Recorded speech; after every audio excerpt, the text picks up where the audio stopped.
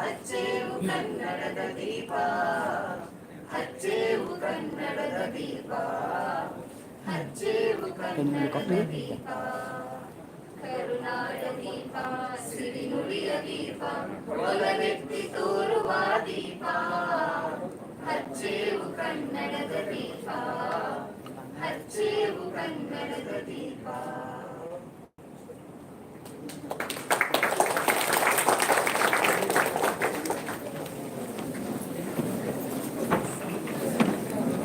Heartfelt thanks to all the dignitaries on the dais who has participating in the lighting of the lamp.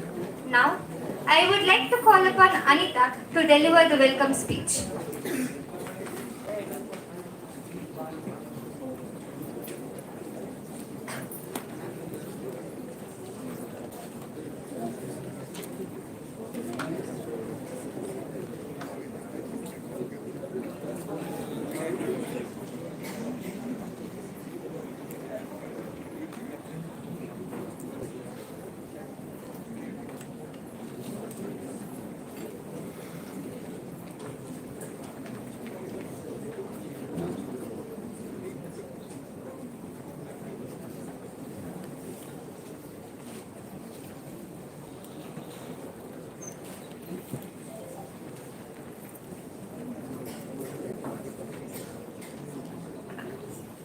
ಎಲ್ಲರಿಗೂ ಬೆಳಗಿನ ಶುಭೋದಯ. ಇಡೀ ದಿನ ನೃಪತುಂಗ ವಿಶ್ವವಿದ್ಯಾನಿಲಯವು ಡಿಜಿಟಲ್ ಇಂಡಿಯಾ ಎಂಬ ವಿಷಯದ ಕುರಿತು ಒಂದು ದಿನದ ರಾಷ್ಟ್ರವ್ಯಾಪಿ ಕಾರ್ಯಾಗಾರವನ್ನು ಹಮ್ಮಿಕೊಂಡಿದ್ದು, ಈ ಕಾರ್ಯಕ್ರಮದಲ್ಲಿ ಮುಖ್ಯ ಅತಿಥಿಗಳಾಗಿ ಹಾಗೂ ಪ್ರಮುಖ ಭಾಷಣಕಾರರು ಆಗಿ ಆಗಮಿಸಿರುವಂತಹ ಶ್ರೀಯುತ ಪ್ರೊಫೆಸರ್ ಸುರೇಶ್ ಎಚ್ ಜಂಗಮಶೆಟ್ಟಿರವರು, ಗೌರವಾನ್ವಿತ ಕುಲಪತಿಗಳು, ಹಾವೇರಿ ವಿಶ್ವವಿದ್ಯಾನಿಲಯ ಹಾವೇರಿ, ಇವರಿಗೆ ನಮ್ಮ ನಿಮ್ಮೆಲ್ಲರ ಪರವಾಗಿ ಹಾಗೂ ವೇದಿಕೆಯ ಪರವಾಗಿ ವೈಯಕ್ತಿಕವಾಗಿ ತುಂಬು ಹೃದಯದ ಸ್ವಾಗತವನ್ನು ಕೋರುತ್ತೇನೆ.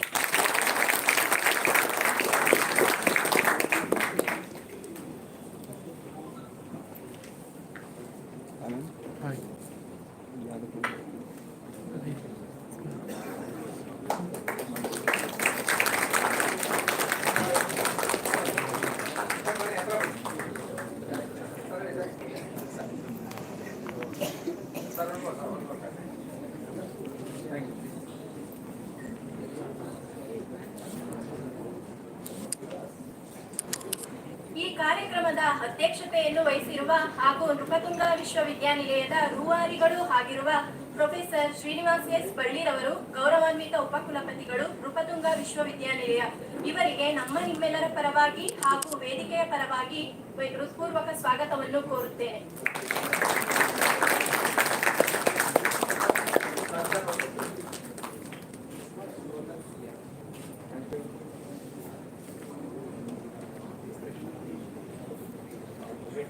ಹಾಗೆ ಈ ಕಾರ್ಯಕ್ರಮದಲ್ಲಿ ಉಪಸ್ಥಿತರಿರುವಂತಹ ರವಿ ಕುಲಾರ್ಕರ್ ಸರ್ ಅವರು, ಡೈರೆಕ್ಟರ್ ಫಿಸಿಕಲ್ ಸೈನ್ಸಸ್, ಇವರಿಗೂ ಕೂಡ ನಮ್ಮ ನಿಮ್ಮೆಲ್ಲರ ಪರವಾಗಿ ಹಾಗೂ ವೇದಿಕೆಯ ಪರವಾಗಿ ಹೃತ್ಪೂರ್ವಕವಾದ ಸ್ವಾಗತವನ್ನು.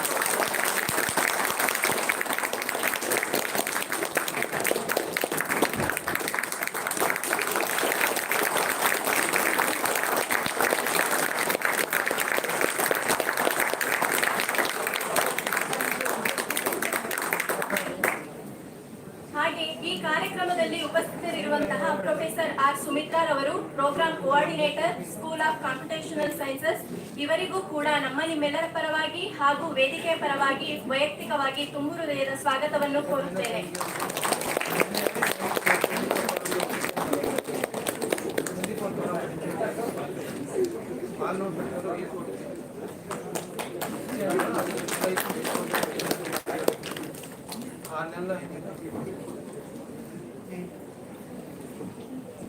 ಈ ಕಾರ್ಯಕ್ರಮದಲ್ಲಿ ಪ್ರೊಫೆಸರ್ ಕೆಆರ್ ಕವಿತಾರವರು, ಪ್ರಾಂಶುಪಾಲರು ಮತ್ತು ಕುಲಸಚಿವರು, ನೃಪತುಂಗ ವಿಶ್ವವಿದ್ಯಾನಿಲಯ, ಇವರು ಅನುಪಸ್ಥಿತಿಯಲ್ಲಿದ್ದು, ಇವರಿಗೂ ಸಹ ನಮ್ಮ ನಿಮ್ಮೆಲ್ಲರ ಪರವಾಗಿ ಹಾಗೂ ವೇದಿಕೆಯ ಪರವಾಗಿ ತುಂಬು ಹೃದಯದ ಸ್ವಾಗತವನ್ನು ಕೋರುತ್ತೇನೆ. ಕಾರ್ಯಕ್ರಮದಲ್ಲಿ ಉಪಸ್ಥಿತರಿರುವ ಡಾಕ್ಟರ್ ಶಶಿಕಲಾ ಪಿ ಮೇಡಂ ರವರು, ನೃಪತುಂಗ ವಿಶ್ವವಿದ್ಯಾನಿಲಯ, ಇವರಿಗೂ ಸಹ ನಮ್ಮ ನಿಮ್ಮೆಲ್ಲರ ಪರವಾಗಿ ಹಾಗೂ ವೇದಿಕೆಯ ಪರವಾಗಿ ತುಂಬು ಹೃದಯದ ಸ್ವಾಗತವನ್ನು ಕೋರುತ್ತೇನೆ. ಕಾರ್ಯಕ್ರಮದಲ್ಲಿ ಉಪಸ್ಥಿತರಿರುವಂತಹ doctor B Ganesh Babu sir ಅವರು, ಸರ್ಕಾರಿ ಪ್ರಥಮ ದರ್ಜೆ ಕಾಲೇಜು ಬಸವನಗುಡಿ, ಇವರಿಗೂ ಸಹ ನಮ್ಮ ನಿಮ್ಮೆಲ್ಲರ ಪರವಾಗಿ ಹಾಗೂ ವೇದಿಕೆಯ ಪರವಾಗಿ ತುಂಬು ಹೃದಯದ ಸ್ವಾಗತವನ್ನು ಕೋರುತ್ತೇನೆ. ಕಾರ್ಯಕ್ರಮದಲ್ಲಿ ಉಪಸ್ಥಿತರಿರುವ ಡಾಕ್ಟರ್ ವರಲಕ್ಷ್ಮಿ ಟಿ ಶಿಡೋಡ್, ನೃಪತುಂಗ ವಿಶ್ವವಿದ್ಯಾನಿಲಯ, ಇವರಿಗೂ ಸಹ ನಮ್ಮ ನಿಮ್ಮೆಲ್ಲರ ಪರವಾಗಿ ಹಾಗೂ ಕಾರ್ಯಕ್ರಮದ ಪರವಾಗಿ ಹೃತ್ಪೂರ್ವಕ ಸ್ವಾಗತವನ್ನು ಕೋರುತ್ತೇನೆ. ಕಾರ್ಯಕ್ರಮದಲ್ಲಿ ಉಪಸ್ಥಿತರಿರುವ ಡಾಕ್ಟರ್ ಅಶೋಕ್ ಕುಮಾರ್ ಎಂ ರವರು, ಸರ್ಕಾರಿ ಪ್ರಥಮ ದರ್ಜೆ ಕಾಲೇಜು ಕೆಆರ್ ಪುರಂ, ಇವರಿಗೂ ಸಹ ನಮ್ಮ ನಿಮ್ಮೆಲ್ಲರ ಪರವಾಗಿ ಹಾಗೂ ಕಾರ್ಯಕ್ರಮದ ಪರವಾಗಿ ಹೃತ್ಪೂರ್ವಕವಾದ ಸ್ವಾಗತವನ್ನು ಕೋರುತ್ತೇನೆ. ಕಾರ್ಯಕ್ರಮದಲ್ಲಿ ಉಪಸ್ಥಿತರಿರುವಂತಹ ಶಿಲ್ಪಾ ಕೆ, ನೃಪತುಂಗ ವಿಶ್ವವಿದ್ಯಾನಿಲಯ, ಇವರಿಗೂ ಸಹ ನಮ್ಮ ನಿಮ್ಮೆಲ್ಲರ ಪರವಾಗಿ ಹಾಗೂ ಕಾರ್ಯಕ್ರಮದ ಪರವಾಗಿ ಹೃತ್ಪೂರ್ವಕ ಸ್ವಾಗತವನ್ನು ಕೋರುತ್ತೇನೆ. ಈ ಕಾರ್ಯಕ್ರಮದಲ್ಲಿ ಪಾಲ್ಗೊಂಡಿರುವ ಬೇರೆ ಬೇರೆ ಕಾಲೇಜಿನ ಎಲ್ಲಾ ವಿದ್ಯಾರ್ಥಿ ವೃಂದದವರಿಗೂ ಹಾಗೂ ಗುರು ವೃಂದದವರಿಗೂ ಸಹ ನಮ್ಮ ನಿಮ್ಮೆಲ್ಲರ ಪರವಾಗಿ ಹಾಗೂ ವೇದಿಕೆಯ ಪರವಾಗಿ ತುಂಬು ಹೃದಯದ ಸ್ವಾಗತವನ್ನು ಕೋರುತ್ತೇನೆ. ಈ ಕಾರ್ಯಕ್ರಮದಲ್ಲಿ ಪ್ರತ್ಯಕ್ಷವಾಗಿ ಹಾಗೂ ಪರೋಕ್ಷವಾಗಿ ಸಹಕರಿಸುತ್ತಿರುವಂತಹ ಎಲ್ಲಾ ಕೆಲಸಗಾರ ತಂಡದವರಿಗೂ ಸಹ ಕಾರ್ಯಕ್ರಮದ ಪರವಾಗಿ ಹಾಗೂ ವೈಯಕ್ತಿಕವಾಗಿ ತುಂಬು ಹೃದಯದ ಸ್ವಾಗತವನ್ನು ಕೋರುತ್ತೇನೆ. ವೇದಿಕೆಯ ಮೇಲಿರುವ ಎಲ್ಲಾ ಗಣ್ಯಾತಿ ಗಣ್ಯರನ್ನು ಸ್ವಾಗತಿಸಲು ಅವಕಾಶ ಮಾಡಿಕೊಟ್ಟ ತಮ್ಮೆಲ್ಲರಿಗೂ ತುಂಬು ಹೃದಯದ ಧನ್ಯವಾದಗಳು. ಅಚ್ಚುಕಟ್ಟಾಗಿ ಸ್ವಾಗತ ಭಾಷಣವನ್ನು ಮಾಡಿದಂತಹ ಅನಿತಾ ಅವರಿಗೂ ಧನ್ಯವಾದಗಳು ಮತ್ತು ನಿಮಗೂ ಈ ಕಾರ್ಯಕ್ರಮಕ್ಕೆ ಸ್ವಾಗತಗಳು. ಈಗ the coordinator of the project and the director ಆಗಿರ್ತಕ್ಕಂತಹ ಪ್ರೊಫೆಸರ್ ಸುಮಿತ್ರಾ ಮೇಡಮ್ ಅವರು ಕಾರ್ಯಕ್ರಮದ ಕುರಿತು ವಿವರಣೆಯನ್ನು ನೀಡಬೇಕಾಗಿ ಕೋರಿಕೊಳ್ತೇನೆ.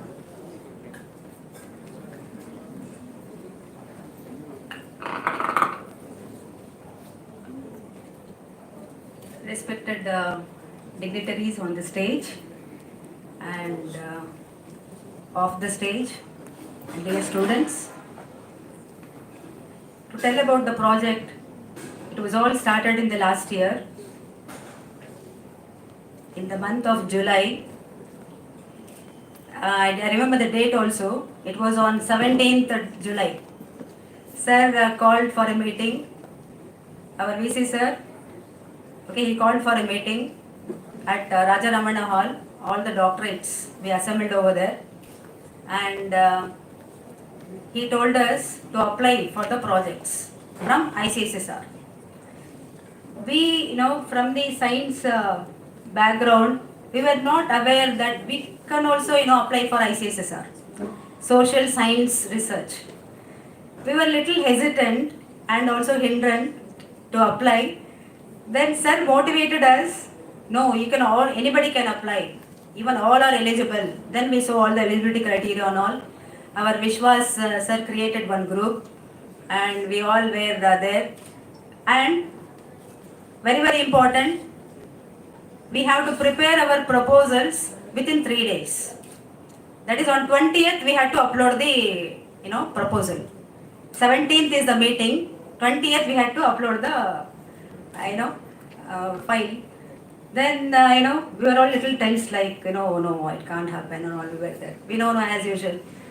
So we were all telling, no, agala bidu antella we were telling. Then our VC said, no, ನಮ್ಮ ಕಾಲೇಜಿಂದ ಅಟ್ಲೀಸ್ಟ್ ಒಂದು 6 ಪ್ರಪೋಸಲ್ಸ್ ಹೋಗಲೇಬೇಕು. ಐ ಡೋಂಟ್ ನೋ ಯಾರು ಮಾಡ್ತೀರಾ ಅಂತ ಗೊತ್ತಿಲ್ಲ, you have to apply sir. Then next day 18th ಎಲ್ಲ ಅವರವರೆಲ್ಲ ಮಾತಾಡ್ಕೊಂಡ್ರು, ಯಾರ್ಯಾರು ಜೊತೆ ಆಗ್ತಾರಂತನೂ ಗೊತ್ತಿಲ್ಲ. We thought there were so many nice schemes. Atal mission ಮೇಲೆ ಒಂದಿತ್ತು, ಆಮೇಲೆ ಸುಕನ್ಯಾ ಯೋಜನೆ ಅದ್ರ ಬಗ್ಗೆ ಇತ್ತು. So many were there. Then Shashikala, she called me. Next day we had to file equipment list, sir, to give it to university. We were sitting over there from the School of Computational Sciences. She said, ma'am, we'll also apply. Then I said, yeah, why not, we'll apply. What is the theme? Then she said, Digital India. Okay, Digital India, but no time, only 2 days we had to prepare the proposal. So 2 days and 2 nights. So total how many hours? 24 plus 24, 48 hours they prepared a proposal. They came with a very nice proposal, full contribution by Shashikala and Shilpa. They wrote the proposal and they came on 19th morning, the proposal was ready. Then sir, and no sir will not leave us. And next day we had, he has to monitor now, he has to see the proposals. Then he saw the proposal and the proposal was beautifully written. Proposal ನೋಡಿದ ತಕ್ಷಣ 50% guarantee ಬಂದೇ ಬರುತ್ತೆ ಅಂತ ಅನ್ನಿಸ್ತು, ಯಾಕೋ ಮನಸ್ಸೊಳಗಡೆ ಅನ್ನಿಸ್ತು ನಮಗೆ. We thought it would come. Then we wanted to frame a team. So ನಮ್ಮ ಕಾಲೇಜಿಂದ ನಾವು 4 ಜನ ಒಟ್ಟಿಗೆ ಸೇರ್ಕೊಂಡ್ವಿ. Shashikala, Shilpa, myself and Varalakshmi, doctor Varalakshmi, 4 ಜನ ಒಟ್ಟಿಗೆ ಸೇರ್ಕೊಂಡ್ವಿ. ಆ್ಯಂಡ್ ಇದು ಬರೀ ನಮ್ಮ 4 ಜನರಲ್ಲಿ ಆಗೋದಲ್ಲ, ಬಿಕಾಸ್ ವಿ ಥಾಟ್ ನಮ್ಮ ಟೈಟಲ್ ಹುಡ್ಕೊಂಡ್ವಿ. ಏನು title? To analyse, to find the impact of this in digital India initiatives, okay, in higher education institutions of Karnataka anta ankondvi. Karnataka alva, so full through Karnataka. So Karnataka andre namge Karnataka alli contacts alla bekagutte. So many colleges are there, we need their contacts. So we approached Ashok Kumar. Ashok Kumar is from DCE, Department of Collegiate Education inda bartare avaru. Then we needed one person from higher education. Higher education inda we have Ganesh Babu sir. He is deputed to higher education from GFGC Basavanagudi. So avaru serkondru. So now 6 jana, and we had, proposal was already written. Only thing is we had to nodbekashte onsala melinda kelagavreಗೂ neat ಆಗಿ ನೋಡ್ಬಿಟ್ಟು we had to upload. We uploaded on 20th and it was selected. So under the ಆಮೇಲೆ select ಆಯ್ತಲ್ವಾ, ಅದನ್ನು select ಆಗ್ಬೇಕು, we had to present ಮಾಡಬೇಕಾಯ್ತು. and I had to coordinate. So I presented. Then we got the proposal. We had written for 30 lakhs, 30. They gave us 13 lakhs, 13. So we were 5 lakhs ಕೊಟ್ಟು ನಾವು ಮಾಡಕ್ಕೆ ready, because support it was a new experience. And sir, sir, we are all ಈ project ಮಾಡಿ we are all so excited. ಅಂದ್ರೆ we learned so many things. And it was a big exposure for us. ಒಂಥರ big blast ಅಂತಲೇ ಹೇಳ್ಬೋದು. It changed us, a transformation in us also. And we visited so many colleges to conduct FGDs and interviews ಎಲ್ಲ conduct ಮಾಡಿದ್ವಿ. We in fact visited Tamil Nadu also. We met their registrar of Vinayagam missions, and many places we visited. Our field investigators also joined us. They visited throughout Karnataka, and it was overall ಎಂಥ experience ಅಂದರೆ ಆ experience ನಾನು ಮಾತ್ರ ಹೇಳೋಕ್ಕಾಗಲ್ಲ. It's a wonderful experience. Sir, thank you sir for giving us such wonderful opportunity. We all enjoyed the work. All our team, we all enjoyed the work. ನಮಗೆ ಇದನ್ನು ಮುಗ್ದೋಗ್ಬಿಟ್ಟು ಇಷ್ಟಬೇಕಾಗ್ತಾನೋ ಅನ್ನಿಸ್ತಾ ಇದೆ, ಬಿಕಾಸ್ ಇನ್ನೂ ಸ್ವಲ್ಪ ದಿನ ಇದ್ದರೆ ಚೆನ್ನಾಗಿರೋದು. It is for 6 months, it is short term. So in this way we got this project, and all credit goes to our honorable VC sir. Thank you sir. We enjoyed the most, and ಇನ್ನೂ ಈ ಥರದ್ದು ಏನಾದರೂ ಮಾಡಿದ್ರೆ ಖಂಡಿತ ಮುಂದೆ ಮಾಡ್ತೀವಿ. and we are indebted to you. ಇನ್ನೂ ಈ ಥರದ 10 ಮಾಡ್ಬೋದಲ್ವಾ? Next we have series of plans like this, and ours is a very good team. We had our field investigators also, 2 full-time field investigators and remaining 5 part-time investigators. 5 part-time investigators ನಮ್ಮ college students ತಗೊಂಡ್ಬಿಟ್ವಿ ನಾವು. So we could not give them full-time, but we took them part-time. So we all enjoyed the work, and it's beautifully. I'm actually eagerly waiting to present the outcomes. So that is it. So thanks to all the, I should thank all the principals and all the colleges from other colleges who are, allowed us to conduct surveys or interviews irbodu, or FGDs conduct ಮಾಡಿದ್ವಿ, ಅದಕ್ಕೆಲ್ಲ ನಮಗೆ hello ಮಾಡಿದ್ದಾರೆ. So thanks to them all, and overall it's a wonderful experience. I'm eagerly waiting to present the outcomes. Thank you.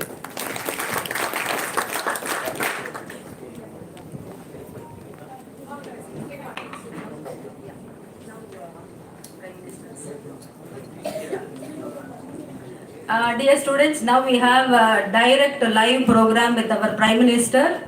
Okay, that is for 40 minutes. We'll attend that, then we'll continue. And it's all mandatory for all the students. Okay, it's going to start. 10 minutes. Yeah, 10 minutes. Yes.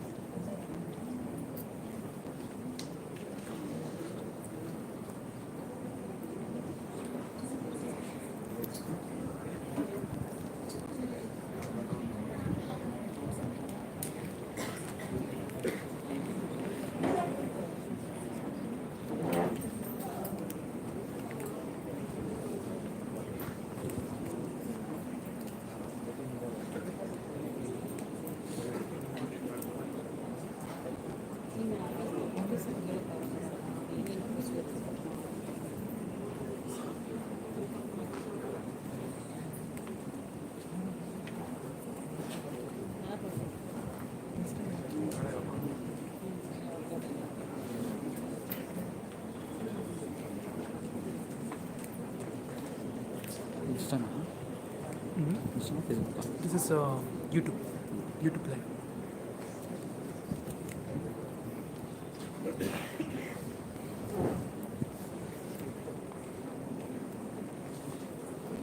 This is nice. ನಾನು ಹೇಳಿದ್ರು stamp ಮಾಡಿರ್ತೀರಿ ನನಗೆ ನಮ್ಮ ಹಿಂದೆ ಇರೋದು live Like yesterday itself we planned to do live. 5 days ಮುಂಚೆ ನಾವು Yesterday I got to know the technical team will channel they were planning to. What is it called? Is this gimbal huh? Gimbal Can you spell it?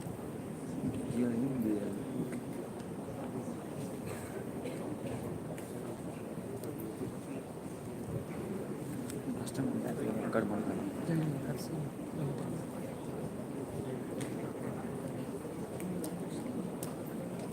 ನೀವು smooth ಮಾಡ್ತಾರಲ್ಲ ಚಿಕ್ಕ ವಯಸ್ಸಿನ ಇವಾಗ high school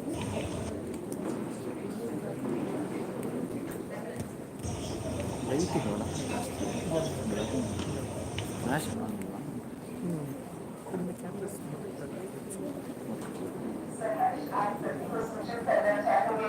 Bharat के माननीय प्रधानमंत्री महोदय श्री नरेंद्र मोदी जी हमारे साथ जुड़ चुके हैं।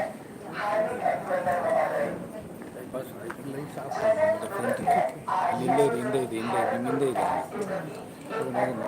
संकल्प का प्रतीक है और भारत के लिए एक उज्जवल समृद्ध भविष्य की यात्रा की ओर आरंभ प्रतीक है। इस समृद्ध यात्रा में हमारे साथ प्रदर्शन भारत के माननीय प्रधानमंत्री महोदय आदरणीय श्री नरेंद्र मोदी जी पूरे देश को स्वावलंबन एवं आत्मनिर्भरता से घोषित कर रहे हैं। आज का ये कार्यक्रम इसी का प्रतिबिंब है। कार्यक्रम के आरंभ को स्पष्ट करते हुए मैं अनुरोध करूंगी माननीय रेल संचार और इलेक्ट्रॉनिकी एवं सूचना प्रौद्योगिकी मंत्री श्री अश्विनी वैष्णव जी से कि आप कृपा करके स्वागत संबोधन प्रस्तुत करें। श्री अश्विनी वैष्णव जी। माननीय प्रधानमंत्री श्री नरेंद्र मोदी जी, गुजरात एवं आसाम के माननीय मुख्यमंत्री महोदय, केंद्र एवं राज्य सरकारों में माननीय मंत्री महोदय, टाटा एवं सीजी पावर के अधिकारी, दोनों राज्यों के अधिकारी, ताइवान से जुड़े साथी और कॉलेजेस में जुड़े 30 लाख से अधिक यंग माइंड्स, एक साथ 3 सेमीकंडक्टर यूनिट्स के भूमि पूजन के इस ऐतिहासिक समारोह में आप सभी का हार्दिक स्वागत है। साथियों, किसी भी राष्ट्र के इतिहास में एक ऐसा पीरियड आता है जब उसके भविष्य की नींव रखी जाती है, जब उसके सपने पूरे होते हैं और जब उसे विश्व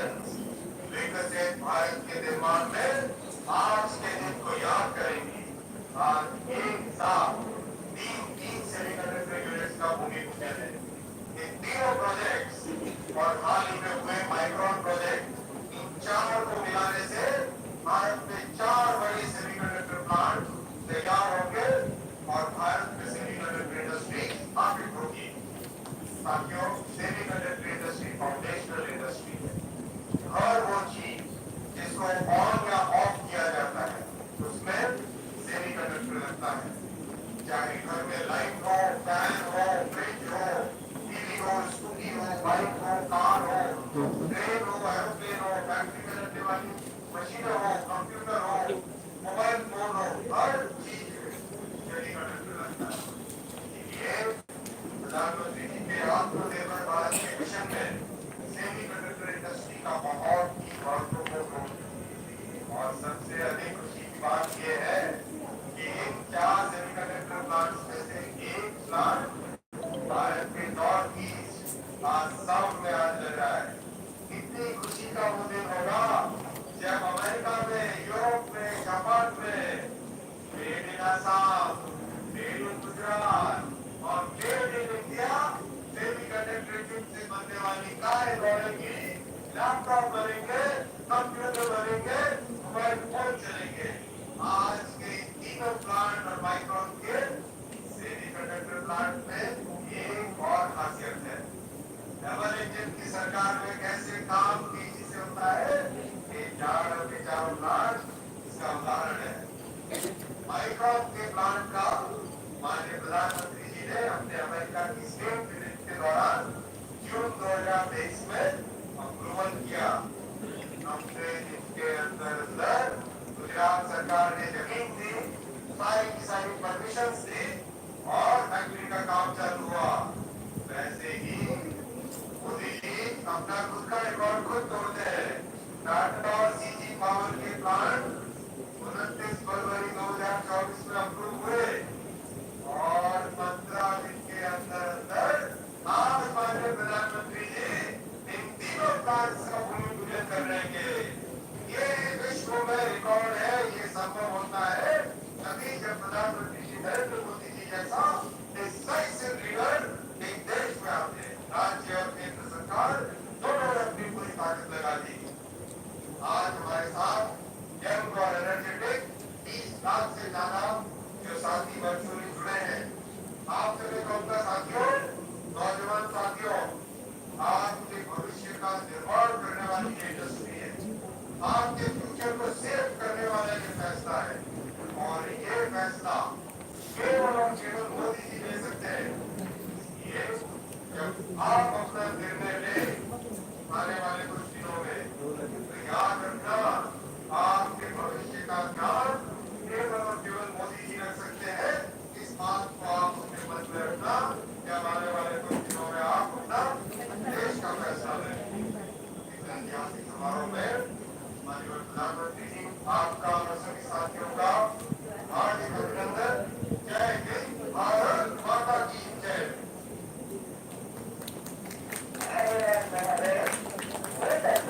आज माननीय प्रधानमंत्री महोदय के शुभ संकल्पों द्वारा होने वाला ये शिलान्यास आर्थिक एवं प्रौद्योगिकी तंत्र एक क्रांतिकारी बदलाव लाएगा और देश के सुरक्षित भविष्य का निर्माण करेगा। अब मैं chairman CG power and industrial commission limited Shri Narayan Sudaiya से संपूर्ण का अनुरोध करती हूँ। Shri Narayan सुदैया।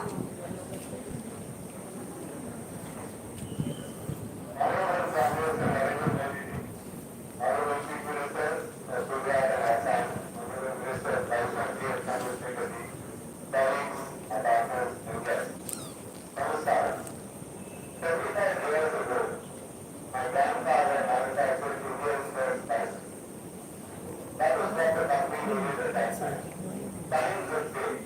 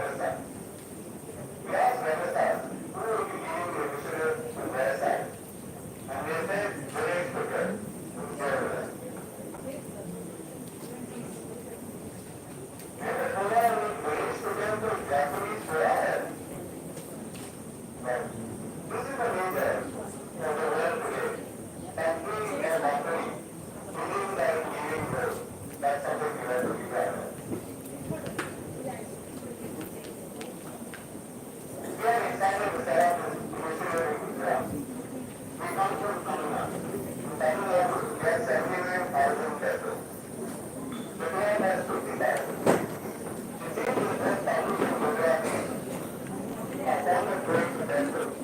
That's basically because we all understand there's something much bigger than ourselves. So yes, well, Yoga meditation is important.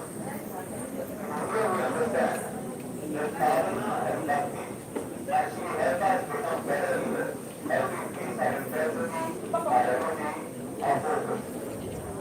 Together, with the rules of Yogi, we will create an intensely powerful semiconductor ecosystem that is built on the foundation of spirituality. I request you all to meditate. हम सब हैं एक परिवार, हमारा देशा बाकी जात, देश का विकास सभी का नाते के साथ तेज रफ्तार नीति के साथ प्रोवाइडिंग इंडिया जय Hind.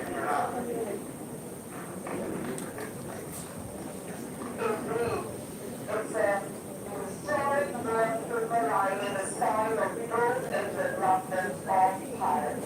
And at the minute, Jonathan Tata Group, Shri Rajratan Chandrasekhar द्वारा संबोधन का मतलब आपको जरूरी है तो ताकि कि आपको विचार प्रस्तुत करें Shri रजराजन Chandrashekhar.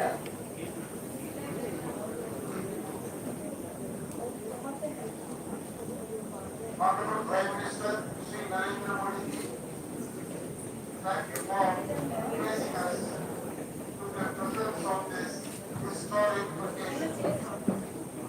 This event is possible because of your enduring vision to bring the semiconductor industry to the shores of our country. Thank you, sir, for that role.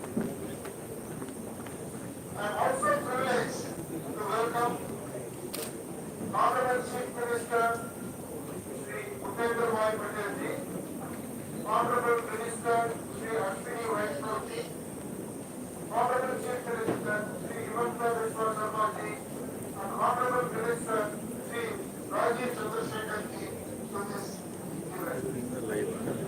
Dignitaries from Government of India, Ministry of Electronics and Information Technology, India Semiconductor Commission, governments of both Gujarat and Assam, distinguished guests, ladies and gentlemen, and members of the media.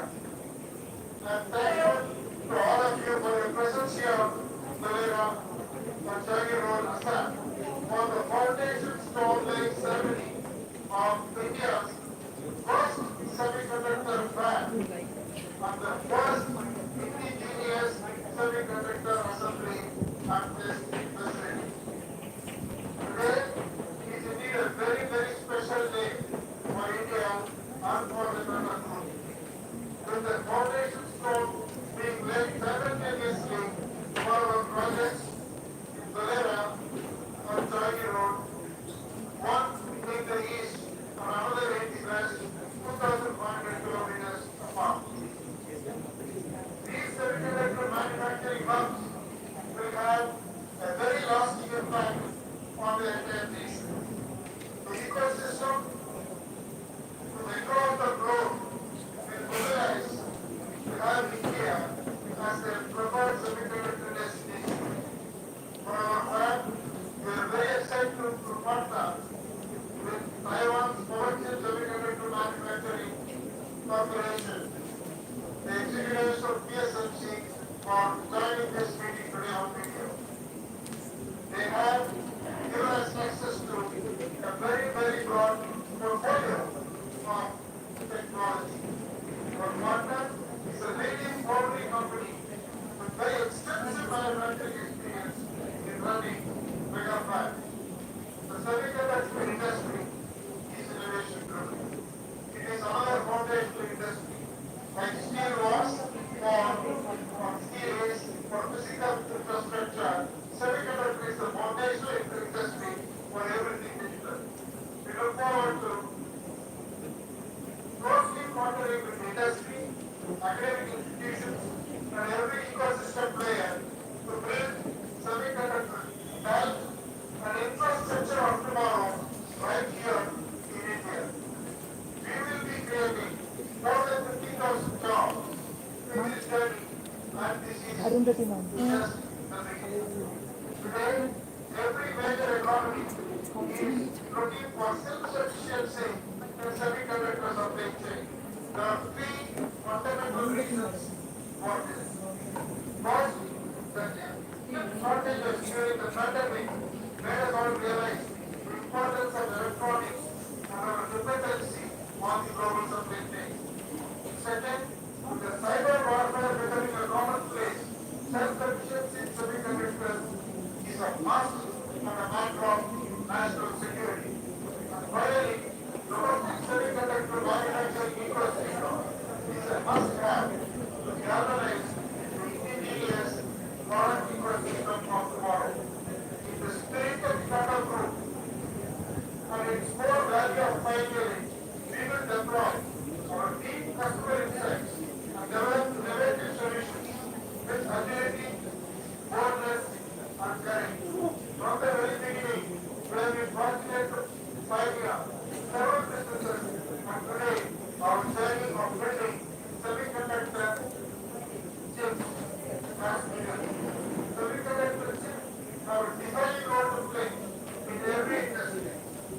Like Mr. Michael said, automotive, communications, advanced computing, AI, green tech, industrials, medical devices, defense, consumer electronics, in every industry, semiconductor chips are very foundational in nature.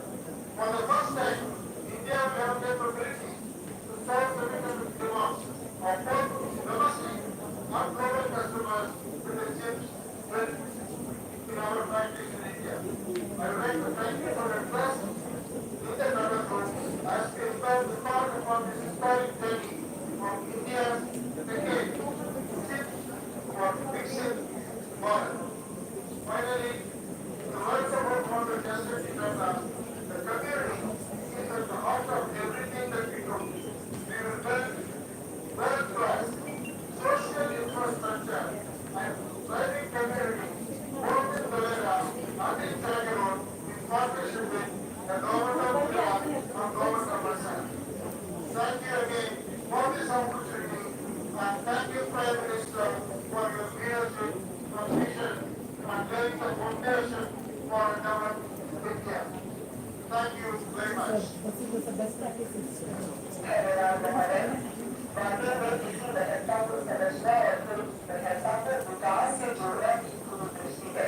पूरा भारतवर्ष देश के विकास एवं आत्मनिर्भरता को सुनिश्चित करने वाले माननीय प्रधानमंत्री महोदय जी को अपार स्मृति धरोहर से अलंकृत कर रहा है। आज भारत के माननीय प्रधानमंत्री महोदय के शुभ नेतृत्व द्वारा शिलान्यास होने वाले सभी गणतंत्र दिवस से असम की ACLP यूनिट भी शामिल है। इस पर आइए जाने असम के माननीय मुख्यमंत्री महोदय कितने आनंद की अनुभूति कर रहे हैं। मेरा सभी निवेदन है माननीय मुख्यमंत्री असम श्री देवेंद्र फडणवीस जी की आप इस शुभ दिन अपने भाव व्यक्त करें। श्री देवेंद्र फडणवीस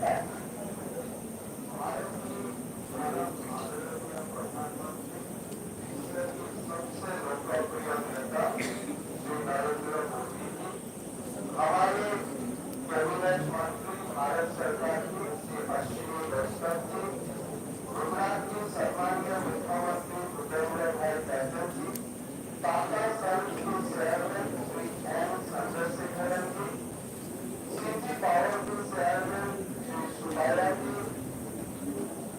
आज हमारे साथ अनेक हुए सारे अतिथिगण, मैं आसाम वासियों का ओर से आप सबको स्वागत करता हूँ। प्रधानमंत्री जी को हम जब आसाम में GST का रिजोल्यूशन इसका सबसे पहले पारित किया था, मैं आज भी मेरा याद में आपसे हम लोगों को बोला था कि गुड फॉर आसाम। आज यही आपका जो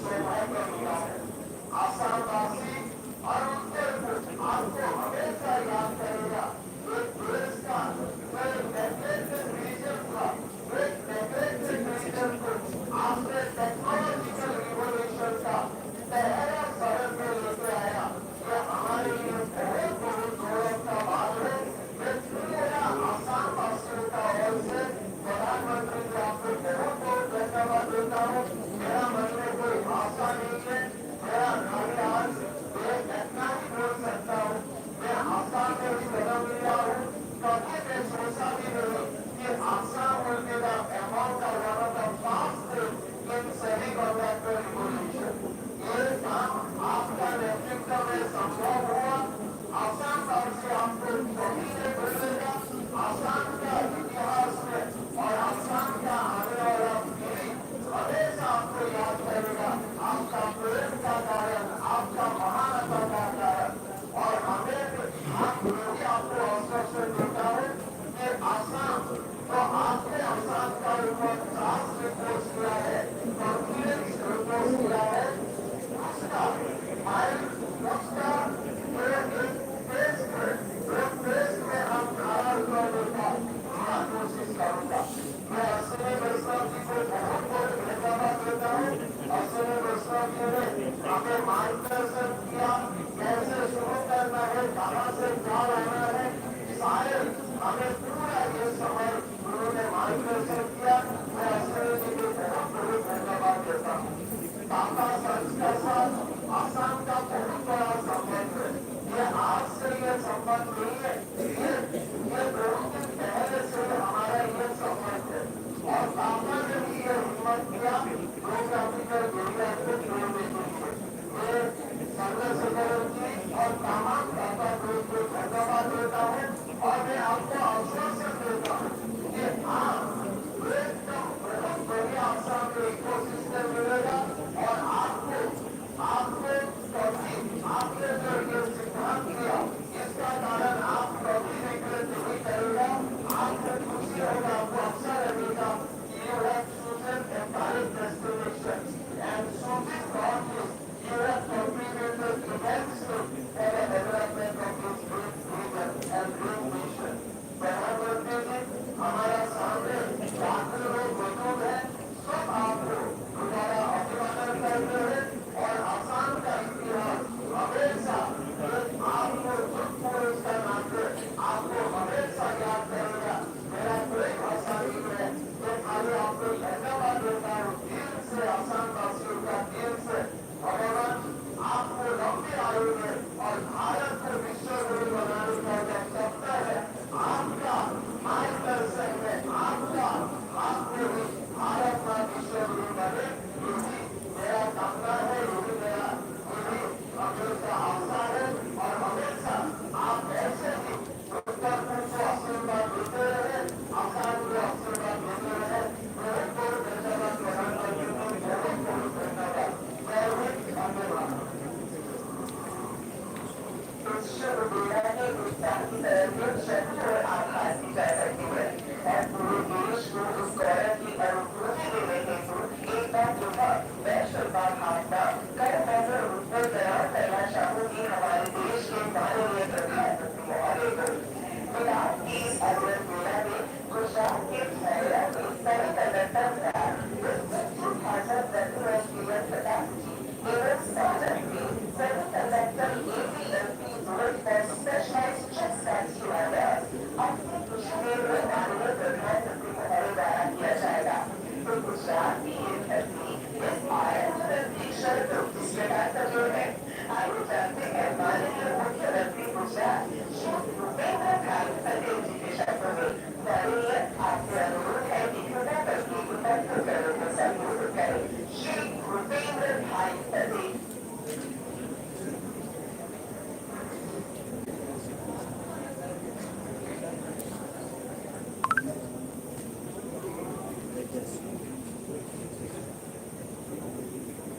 भारत के सर्वप्रथम सेमीकंडक्टर प्रोजेक्ट के भूमि पूजन समारोह में हमारे बीच वर्चुअल माध्यम से उपस्थित वैश्विक नेता विकास आदरणीय प्रधानमंत्री श्री नरेंद्र भाई मोदी साहब, आसाम के जनप्रिय मुख्यमंत्री श्री हेमंत बिस्वा जी, हमारे साथ मंच पर उपस्थित केंद्रीय मंत्री श्री अश्विनी जी वैष्णव, डॉक्टर महेंद्र भाई पुष्पा, टाटा ग्रुप के chairman Shri N Chandrashekhar ji, CG power के चेयरमैन श्री विजया सुरैया जी, सीईओ श्री डॉक्टर रणदीप ठाकुर, उपस्थित सभी महानुभाव, सभी वर्चुअल माध्यम से जुड़े सभी साथी मंत्रीगण, सभी धारासभ्य श्री और हमारा प्यारे स्टूडेंट इंडिया decade और विकसित भारत की इस कार्यक्रम के माध्यम से प्रधानमंत्री जी गुजरात को भारत का सेमीकंडक्टर हब बनाने वाली परियोजनाओं की आधारशिला रखने के लिए हमारे साथ उपस्थित हैं। मैं एक बार फिर माननीय प्रधानमंत्री जी का इस विशेष उपहार के लिए हृदय से आभार व्यक्त करता हूँ और स्वागत करता हूँ। हम सब इस बात के साक्षी हैं कि माननीय प्रधानमंत्री श्री नरेंद्र भाई की विजनरी लीडरशिप में भारतीय उद्योग हर दिन नई ऊंचाई हासिल कर रहा है। आत्मनिर्भर भारत के संकल्प के तहत उनके प्रयासों से आज हम ऐसे कई कार्यों को संभव होते हुए देख रहे हैं जो कभी हम मुश्किल लगान करते। सेमीकंडक्टर मैन्युफैक्चर की उन्हीं सेक्टर में से एक है। प्रधानमंत्री जी कहते हैं कि समस्या और संभावना में सिर्फ सोच का ही फर्क है और समस्या को संभावनाओं में बदलना ही मोदी जी की गारंटी है। भारत में टेक्नोलॉजी का विस्तार तेजी से बढ़ रहा है। एग्रीकल्चर, लॉजिस्टिक ऐसे कई सेक्टर्स में स्मार्ट टेक्नोलॉजी का उपयोग बढ़ रहा है। इंटरनेट ऑफ थिंग्स और आर्टिफिशियल इंटेलिजेंस हमारी डे टू डे लाइफ में शामिल हो गए हैं। इन सभी मॉडर्न टेक्नोलॉजी के मूल में सेमीकंडक्टर चिप और इलेक्ट्रॉनिक गैजेट्स की है और रिलायबल चिप सप्लाई चेन की जरूरत है। प्रधानमंत्री जी के दिशा निर्देशन में सेमीकंडक्टर मैन्युफैक्चरिंग सेक्टर में गुजरात को भारत का केंद्र बनाने के संकल्प के साथ हम आगे बढ़ रहे हैं। प्रधानमंत्री जी के विकसित भारत के लिए विकसित गुजरात का जो विजन किया है उसे साकार करने के लिए गुजरात प्रतिबद्ध है। गुजरात के पास प्रधानमंत्री जी के किसी विजन को जमीन पर उतारने की अपार क्षमता है। सेमीकंडक्टर जैसे उपलब्ध सेक्टर को प्रमोट करने के लिए गुजरात देश का पहला राज्य है जिसने डेडिकेटेड सेमीकंडक्टर पॉलिसी बनाई। हमारी सेमीकंडक्टर पॉलिसी की खास बात यह है कि भारत सरकार द्वारा सेमीकंडक्टर प्रोजेक्ट को अपने आप ही गुजरात में अप्रूवल दी जाती है।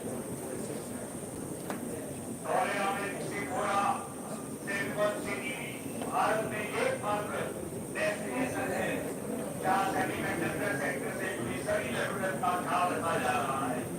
विश्व की सेमीकंडक्टर मैन्युफैक्चरिंग कंपनियां गुजरात की इन्हीं फैसिलिटीज से आकर्षित भी हो रहे हैं।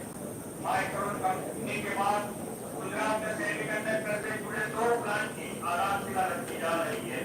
ये हम सभी के लिए गौरव की क्षण है। सेमीकंडक्टर और इलेक्ट्रॉनिक सेक्टर में मिलने वाली सभी निवेश अवसरों का लाभ लेने के लिए हमने एक nodal agency Gujarat state electronic mission को ऑपरेशनल किया है। आज ग्वालियर में टाटा इलेक्ट्रॉनिक्स प्राइवेट लिमिटेड और फाइनेंशियल इंस्टीट्यूट पावर अपने यूनिट स्थापित करने जा रहे हैं। आप सभी को यह जानकर खुशी होगी जनवरी 2024 में आयोजित वाइब्रेंट गुजरात नोबल समिट में चंद्रशेखर जी ने घोषणा की थी कि टाटा ग्रुप ग्वालियर में एक विशाल सेमीकंडक्टर फैक्ट्री स्थापित करेगा और ठीक 2 महीने के बाद हम सभी समारोह के साक्षी बन रहे हैं। जितने ही कम समय में इस यूनिट की स्थापना का काम शुरू हो जाना ये प्रधानमंत्री के नेतृत्व में डबल इंजन सरकार की उपलब्धि का सीधा जाता उदाहरण है।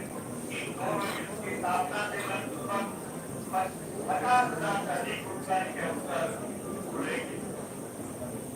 गुजरात में मैन्युफैक्चरिंग होने वाले इस सेमीकंडक्टर चिप का उपयोग न केवल भारत में मौजूद electrical vehicle industry, telecom, automotive, display और पावर इलेक्ट्रॉनिक सेक्टर में होगा बल्कि साथ ही ग्लोबल सप्लाई चेन का भी हम हिस्सा बनेंगे।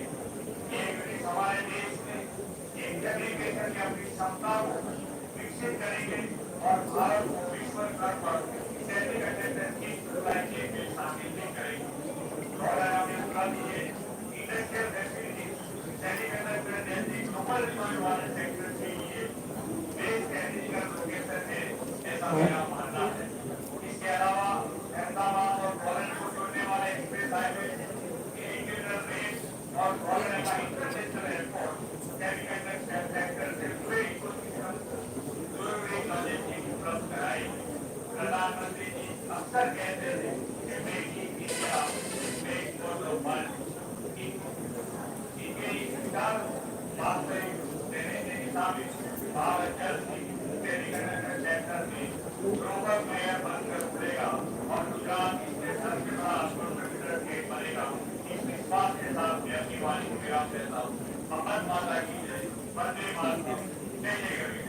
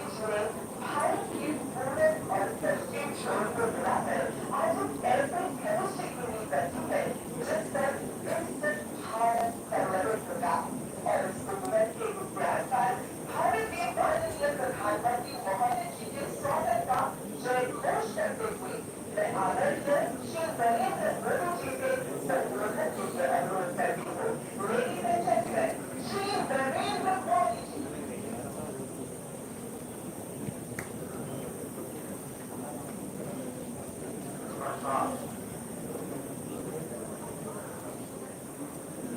केंद्रीय मंत्रिमंडल की मेरे सहयोगी बैठक की राजीव चंद्रशेखर जी, असम और गुजरात के मुख्यमंत्री, टाटा ग्रुप के चेयरमैन चंद्रशेखर, सीजी भारत के चेयरमैन रिलायंस गोयल, केंद्र, राज्य एवं विदेशी से जुड़े अन्य सभी वरिष्ठ महानुभाव, देवी और सैनिक, आज का ये दिन ऐतिहासिक है। आज हम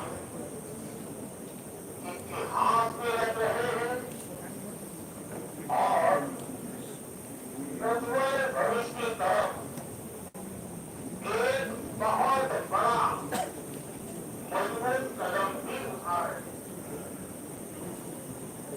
आज सेमीकंडक्टर मैन्युफैक्चरिंग से जुड़ी करीब 1.25 करोड़ रुपए के 3 बड़े प्रोजेक्ट का शिलान्यास हुआ। गुजरात के बड़ेरा और सारण में सेमीकंडक्टर फैसिलिटी हो,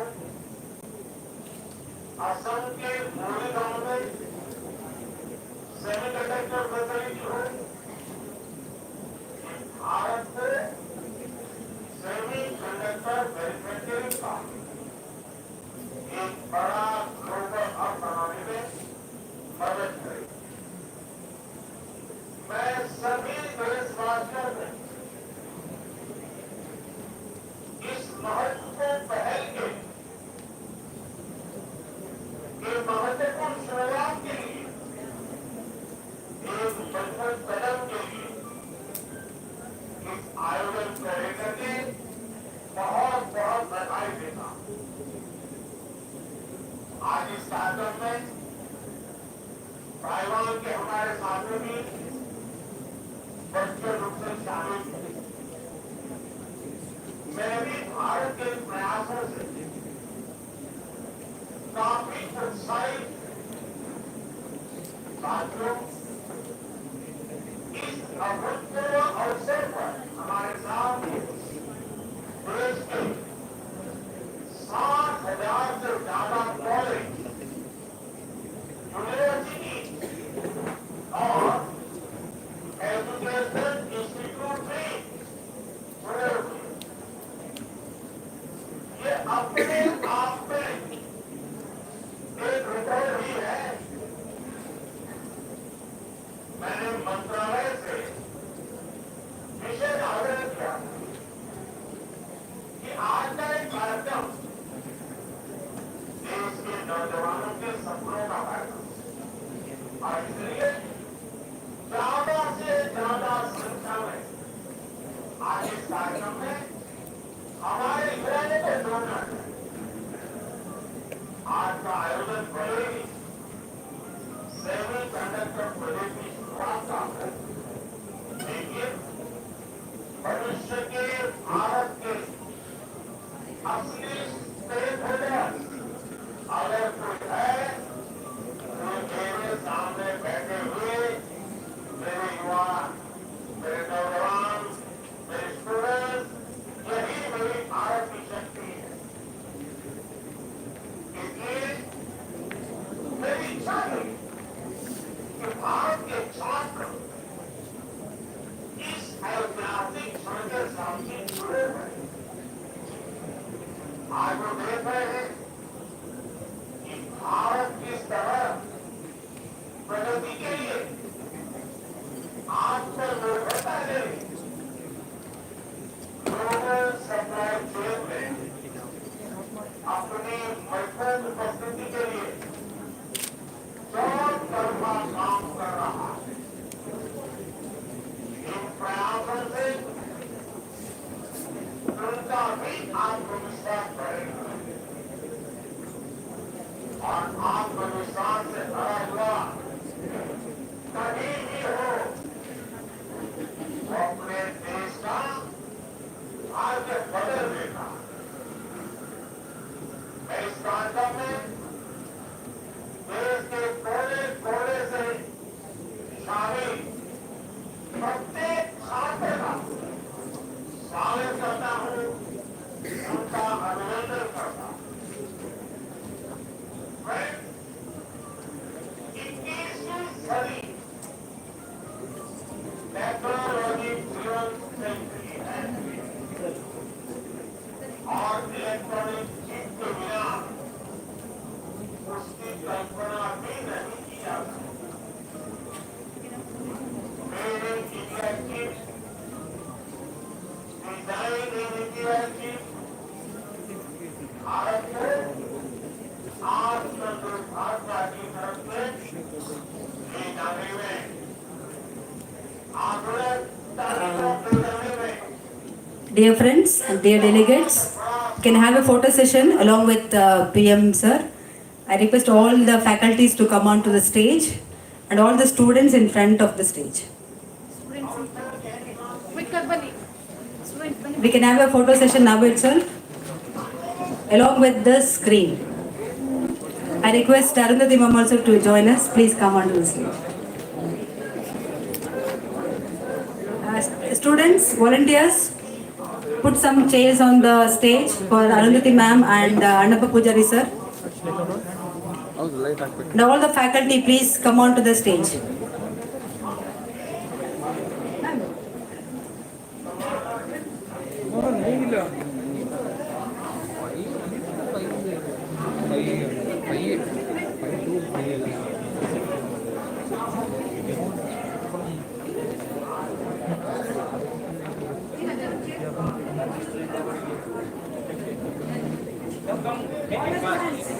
All the students, please come on.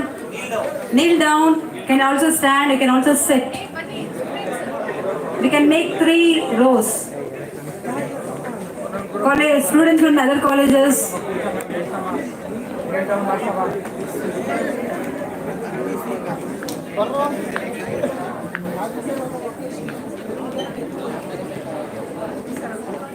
Speaker ಇದೆ ಇಟ್ಬಿಡಮ್ಮ.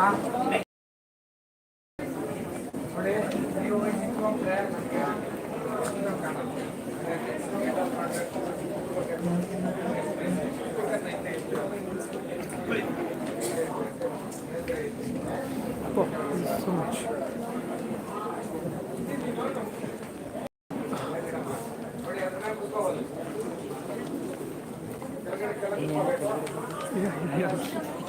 ಎಲ್ಲರೂ ಕವರ್ ಮಾಡಬೇಕಲ್ಲ. ಸಾಕು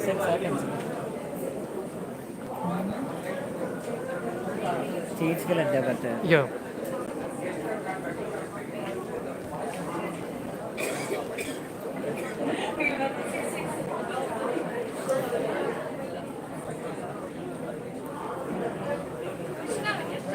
ಮಾಡಬೇಕು ಅತಿ ಮಾಡಬಾರ್ದು. ಮಾಡಬೇಕು ಅತಿ ಮಾಡಬಾರ್ದು.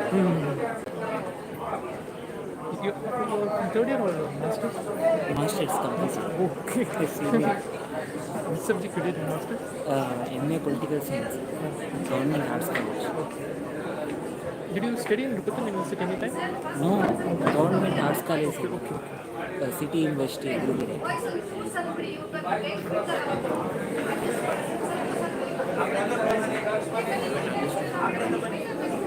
Yeah. It's not covering anything. Well, that is beatboxing of the language. I'm ready with the beats. What are the beats? Same beatbox I've added some beats.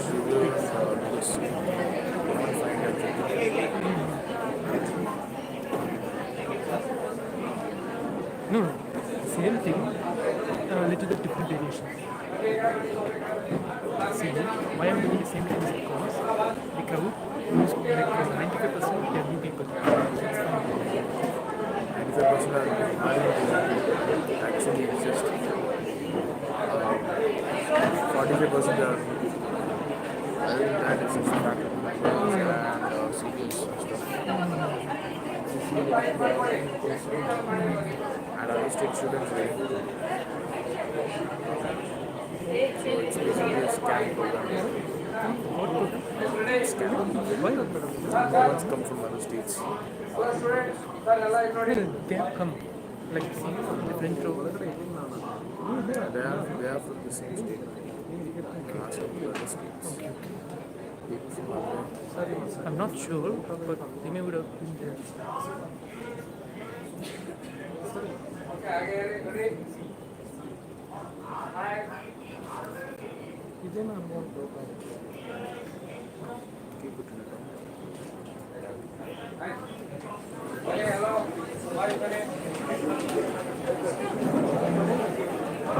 What is it mean? Give this to someone who practice down. Who practice down, who come back. Give this to someone. When is it? Wait.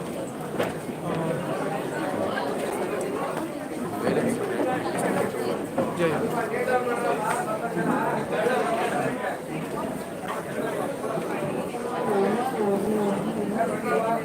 I think now it's important. Some song. Girl. Any girl is going to sing anchor. Like anchor. After this photo session, the anchor will be what are the things will be done today. So after that there will be a song.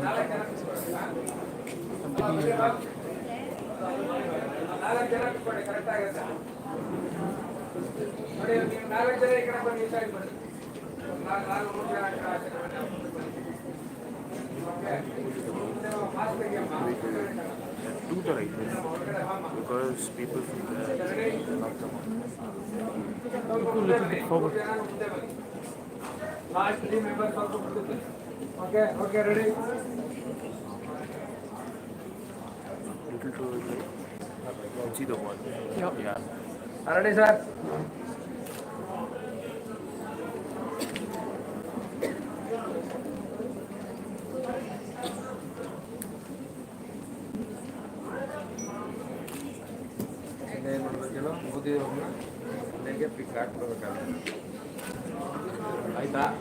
Okay, thank you. Hello. Thank you. Hey, you used to go, man. No, not NCC. Like before that, should have done. Thank you, friends. Thank you, sir. I'll be out of pages. I'll do Villain. Call him. Villain. Orium Sawan. Orium Sawan. Aiva. We can tell to on him.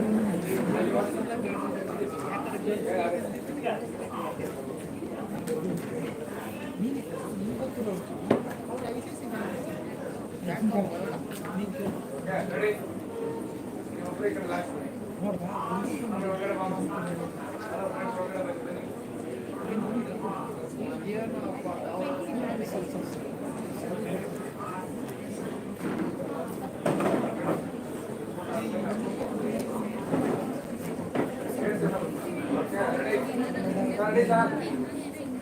Friends, hello. Students, ready?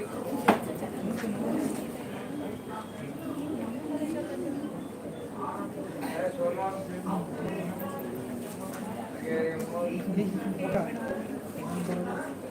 Thank you.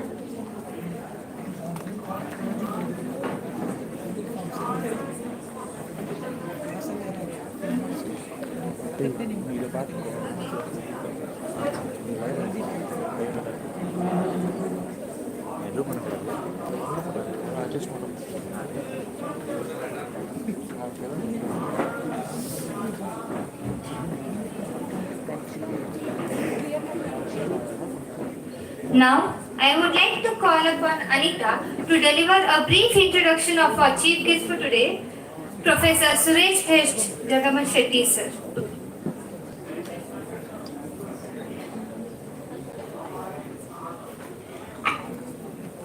Doctor Suresh S Jangamashetty ಅವರು May 28, 1963ರಂದು Vijayapura ಜಿಲ್ಲೆಯ ಹೆಗಡಿಯಾಳ ಎಂಬ ಚಿಕ್ಕ ಗ್ರಾಮದಲ್ಲಿ ಜನಿಸಿದರು. ಅವರ ಪೋಷಕರು ಪ್ರಾಥಮಿಕ ಶಾಲಾ ಶಿಕ್ಷಕರಾಗಿದ್ದರು. 1972ರಿಂದ 1980ನೇ ಇಸವಿಯಲ್ಲಿ 5ರಿಂದ 12ನೇ ತರಗತಿಯವರೆಗೆ ಬಿಜಾಪುರದ ಸೈನಿಕ ಶಾಲೆಯಲ್ಲಿ ಅಧ್ಯಯನ ಮಾಡಿದರು.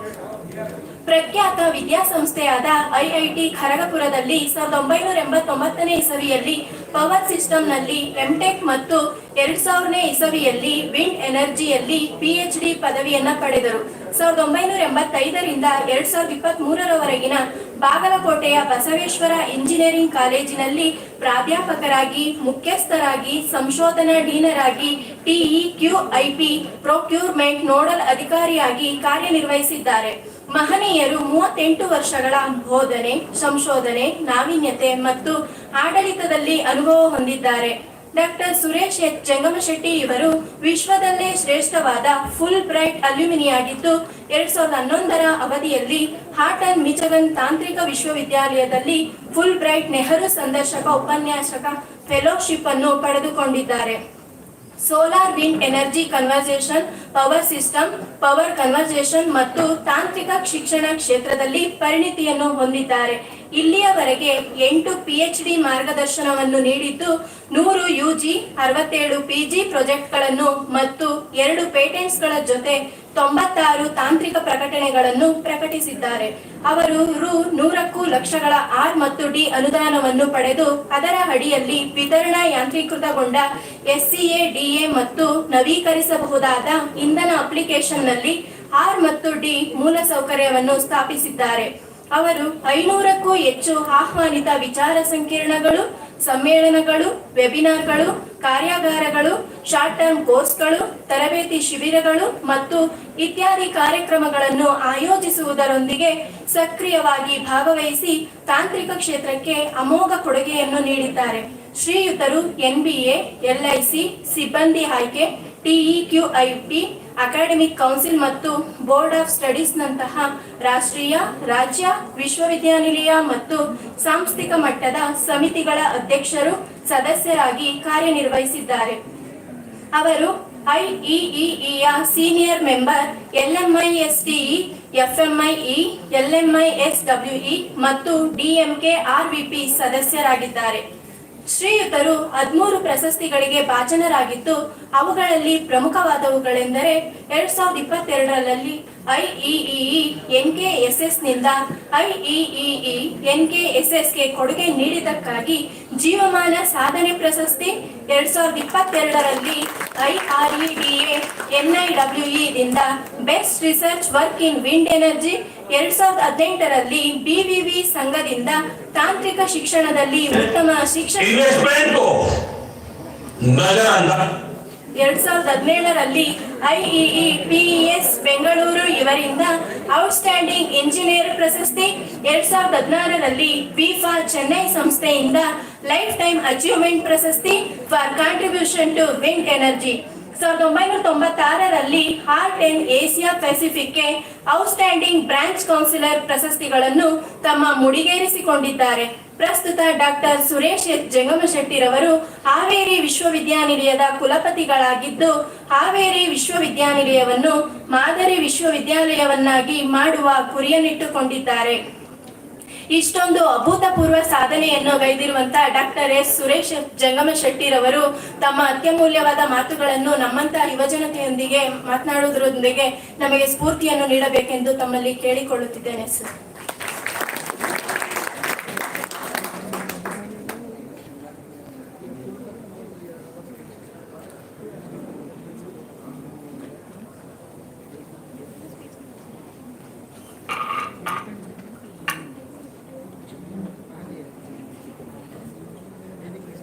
ಎಲ್ಲರಿಗೂ ನಮಸ್ಕಾರ. ಎಲ್ಲರಿಗೂ ನಮಸ್ಕಾರ. ನಮಸ್ಕಾರ ಸರ್. Thank you. ವೇದಿಕೆ ಮೇಲೆ ಆಸೀನರಾಗಿರುವ ಶಿವಮೊಗ್ಗ ವಿಶ್ವವಿದ್ಯಾಲಯದ ಕುಲಪತಿ doctor S Balli sir, madam R Sumitra, registrar evaluation, ಎಲ್ಲ ಸಿಬ್ಬಂದಿ, ಶಿವಮೊಗ್ಗ ವಿಶ್ವವಿದ್ಯಾಲಯದ ಸಿಬ್ಬಂದಿ ವರ್ಗ ಹಾಗೂ ವಿದ್ಯಾರ್ಥಿಗಳೇ, ಆಹ್ವಾನಿತರೆ ಮತ್ತು ಬೇರೆ ಕಾಲೇಜಿಂದ ಸಹ ಇಲ್ಲಿ ವಿದ್ಯಾರ್ಥಿಗಳಿದ್ದಾರೆ ಅಂತ ಗೊತ್ತಾಯ್ತು. ಮತ್ತು ವಿಶೇಷವಾಗಿ NCC ವಿದ್ಯಾರ್ಥಿಗಳು ಸಹ ನೋಡಿ ಬಹಳ ಖುಷಿ ಆಯಿತು. ಮತ್ತೊಮ್ಮೆ ಎಲ್ಲರಿಗೆ ನಮಸ್ಕಾರ. ಇವತ್ತು ನೋಡಿ ಎಷ್ಟು ಕೋಇನ್ಸಿಡೆನ್ಸ್ ಇದೆ. ಯಾವುದೇ ಒಂದು ಪ್ರಾಡಕ್ಟ್ ನಾವು ನಮ್ಮ ದೇಶದಲ್ಲಿ ನಾವಾಗೇ ತಯಾರು ಮಾಡಬೇಕಂದ್ರೆ ಅದಕ್ಕೊಂದು ಸ್ವಲ್ಪ ಬೇಸ್ ಅಥವಾ ಗ್ರೌಂಡ್ ವರ್ಕ್ ಅಂತೇವೆ, ಬೇಸಿಕ್ ಒಂದು ರಿಕ್ವೈರ್ಮೆಂಟ್ ಇರುತ್ತೆ. ನಮ್ಮದು ಯಾವುದೇ ಒಂದು ಟೆಕ್ನಾಲಜಿ, ಡಿಜಿಟಲ್ ಇಂಡಿಯಾ ಅಂತ ಏನು ನಾವು ಕರಿತೇವೋ, ಆ ಡಿಜಿಟಲ್ ಟೆಕ್ನಾಲಜಿಗೆ ಬೇಸ್ ಇರೋದೇ ಸೆಮಿಕಂಡಕ್ಟರ್. ಇನ್ನು ಬಹಳಷ್ಟು ಜನರ ವಿಚಾರದಲ್ಲಿ ಈ ಸೆಮಿಕಂಡಕ್ಟರ್ ಅಂದ ಕೂಡಲೇ ಇದೇನಪ್ಪ ಇಂಜಿನಿಯರಿಂಗ್ ಅದವ್ರದ ನಮ್ದೇನು ಸಂಬಂಧ ಇಲ್ಲ ಅಂತಾರೆ. ಅದರ ರೂಟ್ ಇರೋದು ಫಿಸಿಕ್ಸ್ ಅಲ್ಲಿ. ಈ ಫಿಸಿಕ್ಸ್, ಕೆಮಿಸ್ಟ್ರಿ, ಮ್ಯಾಥಮೆಟಿಕ್ಸ್ ಬಿಟ್ಟು ಬಹುಶಃ ಈ ಮ್ಯಾನುಫ್ಯಾಕ್ಚರಿಂಗ್ ಇಂಡಸ್ಟ್ರಿಗೆ ಬೇರೆ ಯಾವುದೋ ಸ್ಕೋಪೇ ಸಿಗಲ್ಲ. ಅದಕ್ಕಾಗಿ ಇವತ್ತು ನಾನು ಏನೋ ನಂದು ಲಕ್ ಅನಿಸುತ್ತೆ, ನಮ್ಮದು ಲೈಫ್ ಸ್ಟಾರ್ಟ್ ಆಗಿದ್ದೇನೋ ಹಳ್ಳಿಯಲ್ಲಿ, ಮುಂದೆ ಹೋಗಿ ಇನ್ನೂ ಜನ ಡಿಜಿಟೈಸ್ ಆಗೋ ಕಾಲಕ್ಕೆ ನಾವೆಲ್ಲ ಡಿಜಿಟೈಸ್ ಆಗಿಬಿಟ್ಟಿದ್ದೆವು. 90s ಅಲ್ಲಿ ಬಹುಶಃ ಇಲ್ಲಿ ಎಲ್ಲ ಮಕ್ಕಳು ಇರೋರು ಯಾರು ಹುಟ್ಟಿದ್ದಿಲ್ಲ. ಸೊ ಅವಾಗ ನಾವು ಡಿಜಿಟೈಸ್ ಆಗುವಾಗ ಕಂಪ್ಯೂಟರ್ ಸಹ ನೋಡಿದ್ದಿಲ್ಲ. ಬಟ್ ಈ ಡಿಜಿಟಲ್ ಟೆಕ್ನಾಲಜಿಗೆ ಬೇಸಿಕ್ ಆಗಿ ಬೇಕಾಗಿರೋದು, ಅದರಲ್ಲಿ ಇರೋದು ಒಂದು ಚಿಪ್ ಅಂತೇವೆ, ಮೈಕ್ರೋ ಪ್ರೊಸೆಸರ್. ನಂದು ಏನು ಒಂದು ಲಕ್ ಅಂದ್ರೆ ಆ ಮೈಕ್ರೋ ಪ್ರೊಸೆಸರ್ ಸಬ್ಜೆಕ್ಟ್ ಕಲಿಸಿದ್ದೆ. ಹೀಗಾಗಿ ನೀವು ಡಿಜಿಟಲ್ ಟೆಕ್ನಾಲಜಿ ಬಗ್ಗೆ ಏನಾದರೂ ಒಂದು ತಿಳ್ಕೊಬೇಕಂದ್ರೆ ಮೈಕ್ರೋ ಪ್ರೊಸೆಸರ್ ಹೇಗೆ ಕೆಲಸ ಮಾಡ್ತೈತಿ, ಆ ಮೈಕ್ರೋ ಪ್ರೊಸೆಸರ್ ಪ್ರೋಗ್ರಾಮಿಂಗ್ ಬರೋದ್ರಂದ್ರೆ ಬಹುಶಃ ಪ್ರೋಗ್ರಾಮಿಂಗ್ ಕಲಿಬೇಕು. ಅದಕ್ಕೆ ಮಷಿನ್ ಲೆವೆಲ್ ಲ್ಯಾಂಗ್ವೇಜ್ ಅಂತ. ಯಾವುದೋ ಒಂದು ಮೊಬೈಲ್ ಕೈ ಹಿಡಿದ ಕೂಡಲೇ ಅದು ನಾವು ಆಪರೇಟ್ ಮಾಡೋಕೆ ಎಕ್ಸ್ಪರ್ಟ್ ಇರ್ತೇವೆ. ಬಟ್ ಅದು ಮ್ಯಾನುಫ್ಯಾಕ್ಚರ್ ಹೇಗೆ ಮಾಡ್ತಾರ, ಅಥವಾ ಅದು ಆ ಪರ್ಟಿಕ್ಯುಲರ್ ಮೊಬೈಲಲ್ಲಿ ಡಿಜಿಟಲ್ ಡೇಟಾ ಹೇಗೆ ಮೂವ್ ಆಗ್ತಾ ಇದೆ ಅಂತ. ಬಹಳಷ್ಟು ಸಲ ನಾವು ಡೇಟಾ ಅಂದ್ಕೊಳ್ಳೇ ಡಿಜಿಟಲ್ ಡೇಟಾ ಅಂದ್ಬಿಡ್ತೇವೆ. ಇನ್ನು ಮುಂದುವರೆದು ನಿಮಗೆಲ್ಲ ಹೇಳ್ಬೇಕಂದ್ರೆ ಡಿಜಿಟಲ್ ಡೇಟಾ ಅಂದ್ರೆ 0 ಮತ್ತು 1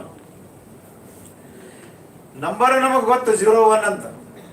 ಆ ಅನ್ನೋನ್ ಪ್ರೊಸೆಸರ್ಗೆ ಹೇಗೆ ಗೊತ್ತಾಗ್ಬೇಕು, ಅದಕ್ಕೆ ಗೊತ್ತಾಗೋದು ಕರೆಂಟ್ ಇದೆಯೋ ಅಥವಾ ಇಲ್ಲೋ, ವೋಲ್ಟೇಜ್ ಇದೆಯೋ ಅಥವಾ ಇಲ್ಲೋ, ಇಷ್ಟೇ ಗೊತ್ತಾಗುತ್ತೆ ಅದಕ್ಕೆ.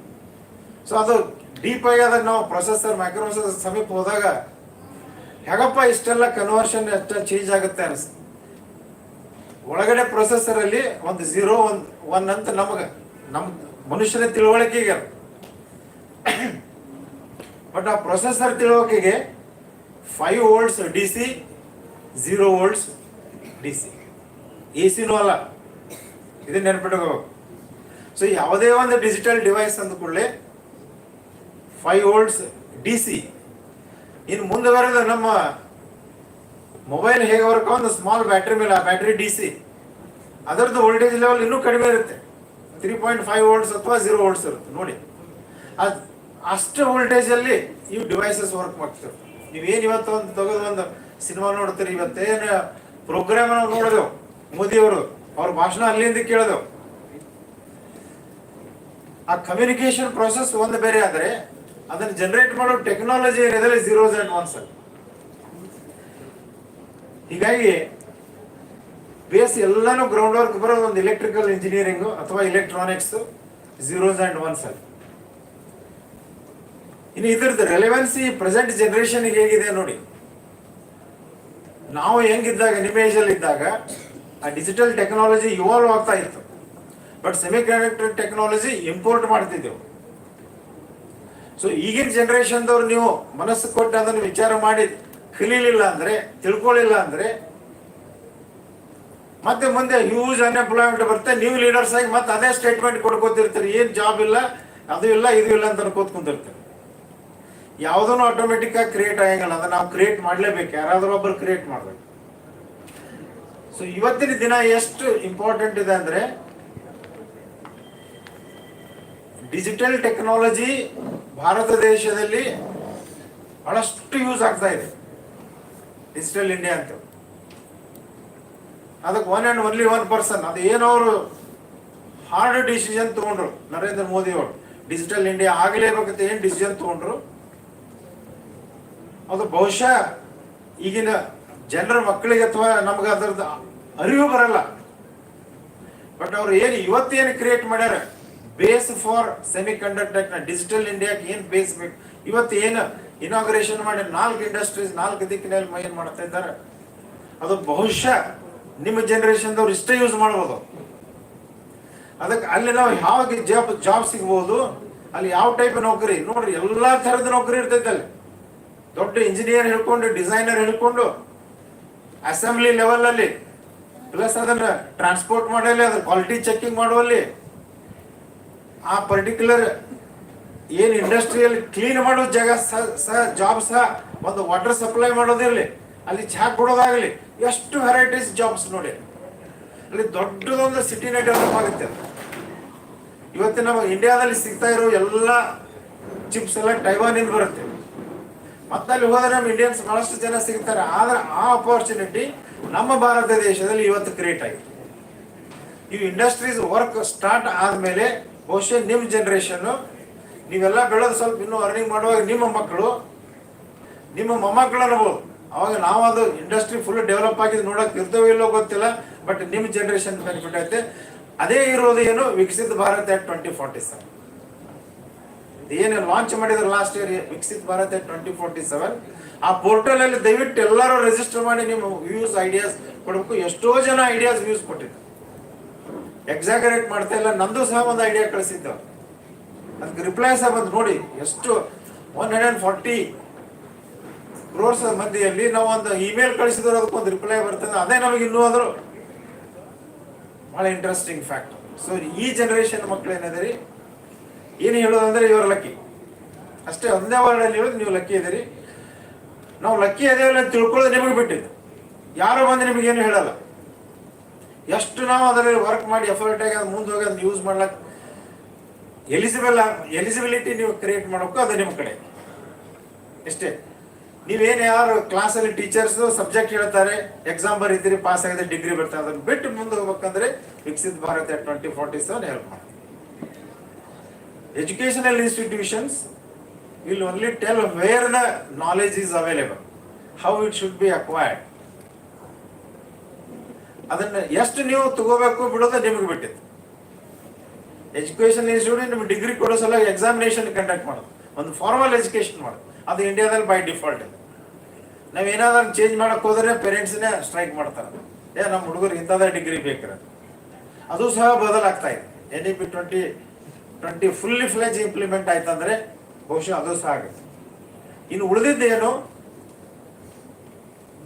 ನಮ್ಮ ದೇಶಕ್ಕೆ ಬೇಕಾದಷ್ಟು ಕಾಂಪಿಟೆನ್ಸಿ ಕ್ರೆಡಿಬಿಲಿಟಿ ನಮ್ಮ ಕಡೆ ಹೇಗೆ ಡೆವಲಪ್ ಮಾಡ್ಕೋಬೇಕು, ಅದನ್ನು ಬೋತ್ ಎಜುಕೇಶನಲ್ ಇನ್ಸ್ಟಿಟ್ಯೂಷನ್ಸ್, ಕಮ್ಯುನಿಟಿ ಹಾಗೂ ನಿಮ್ಮ ಫ್ಯಾಮಿಲಿ.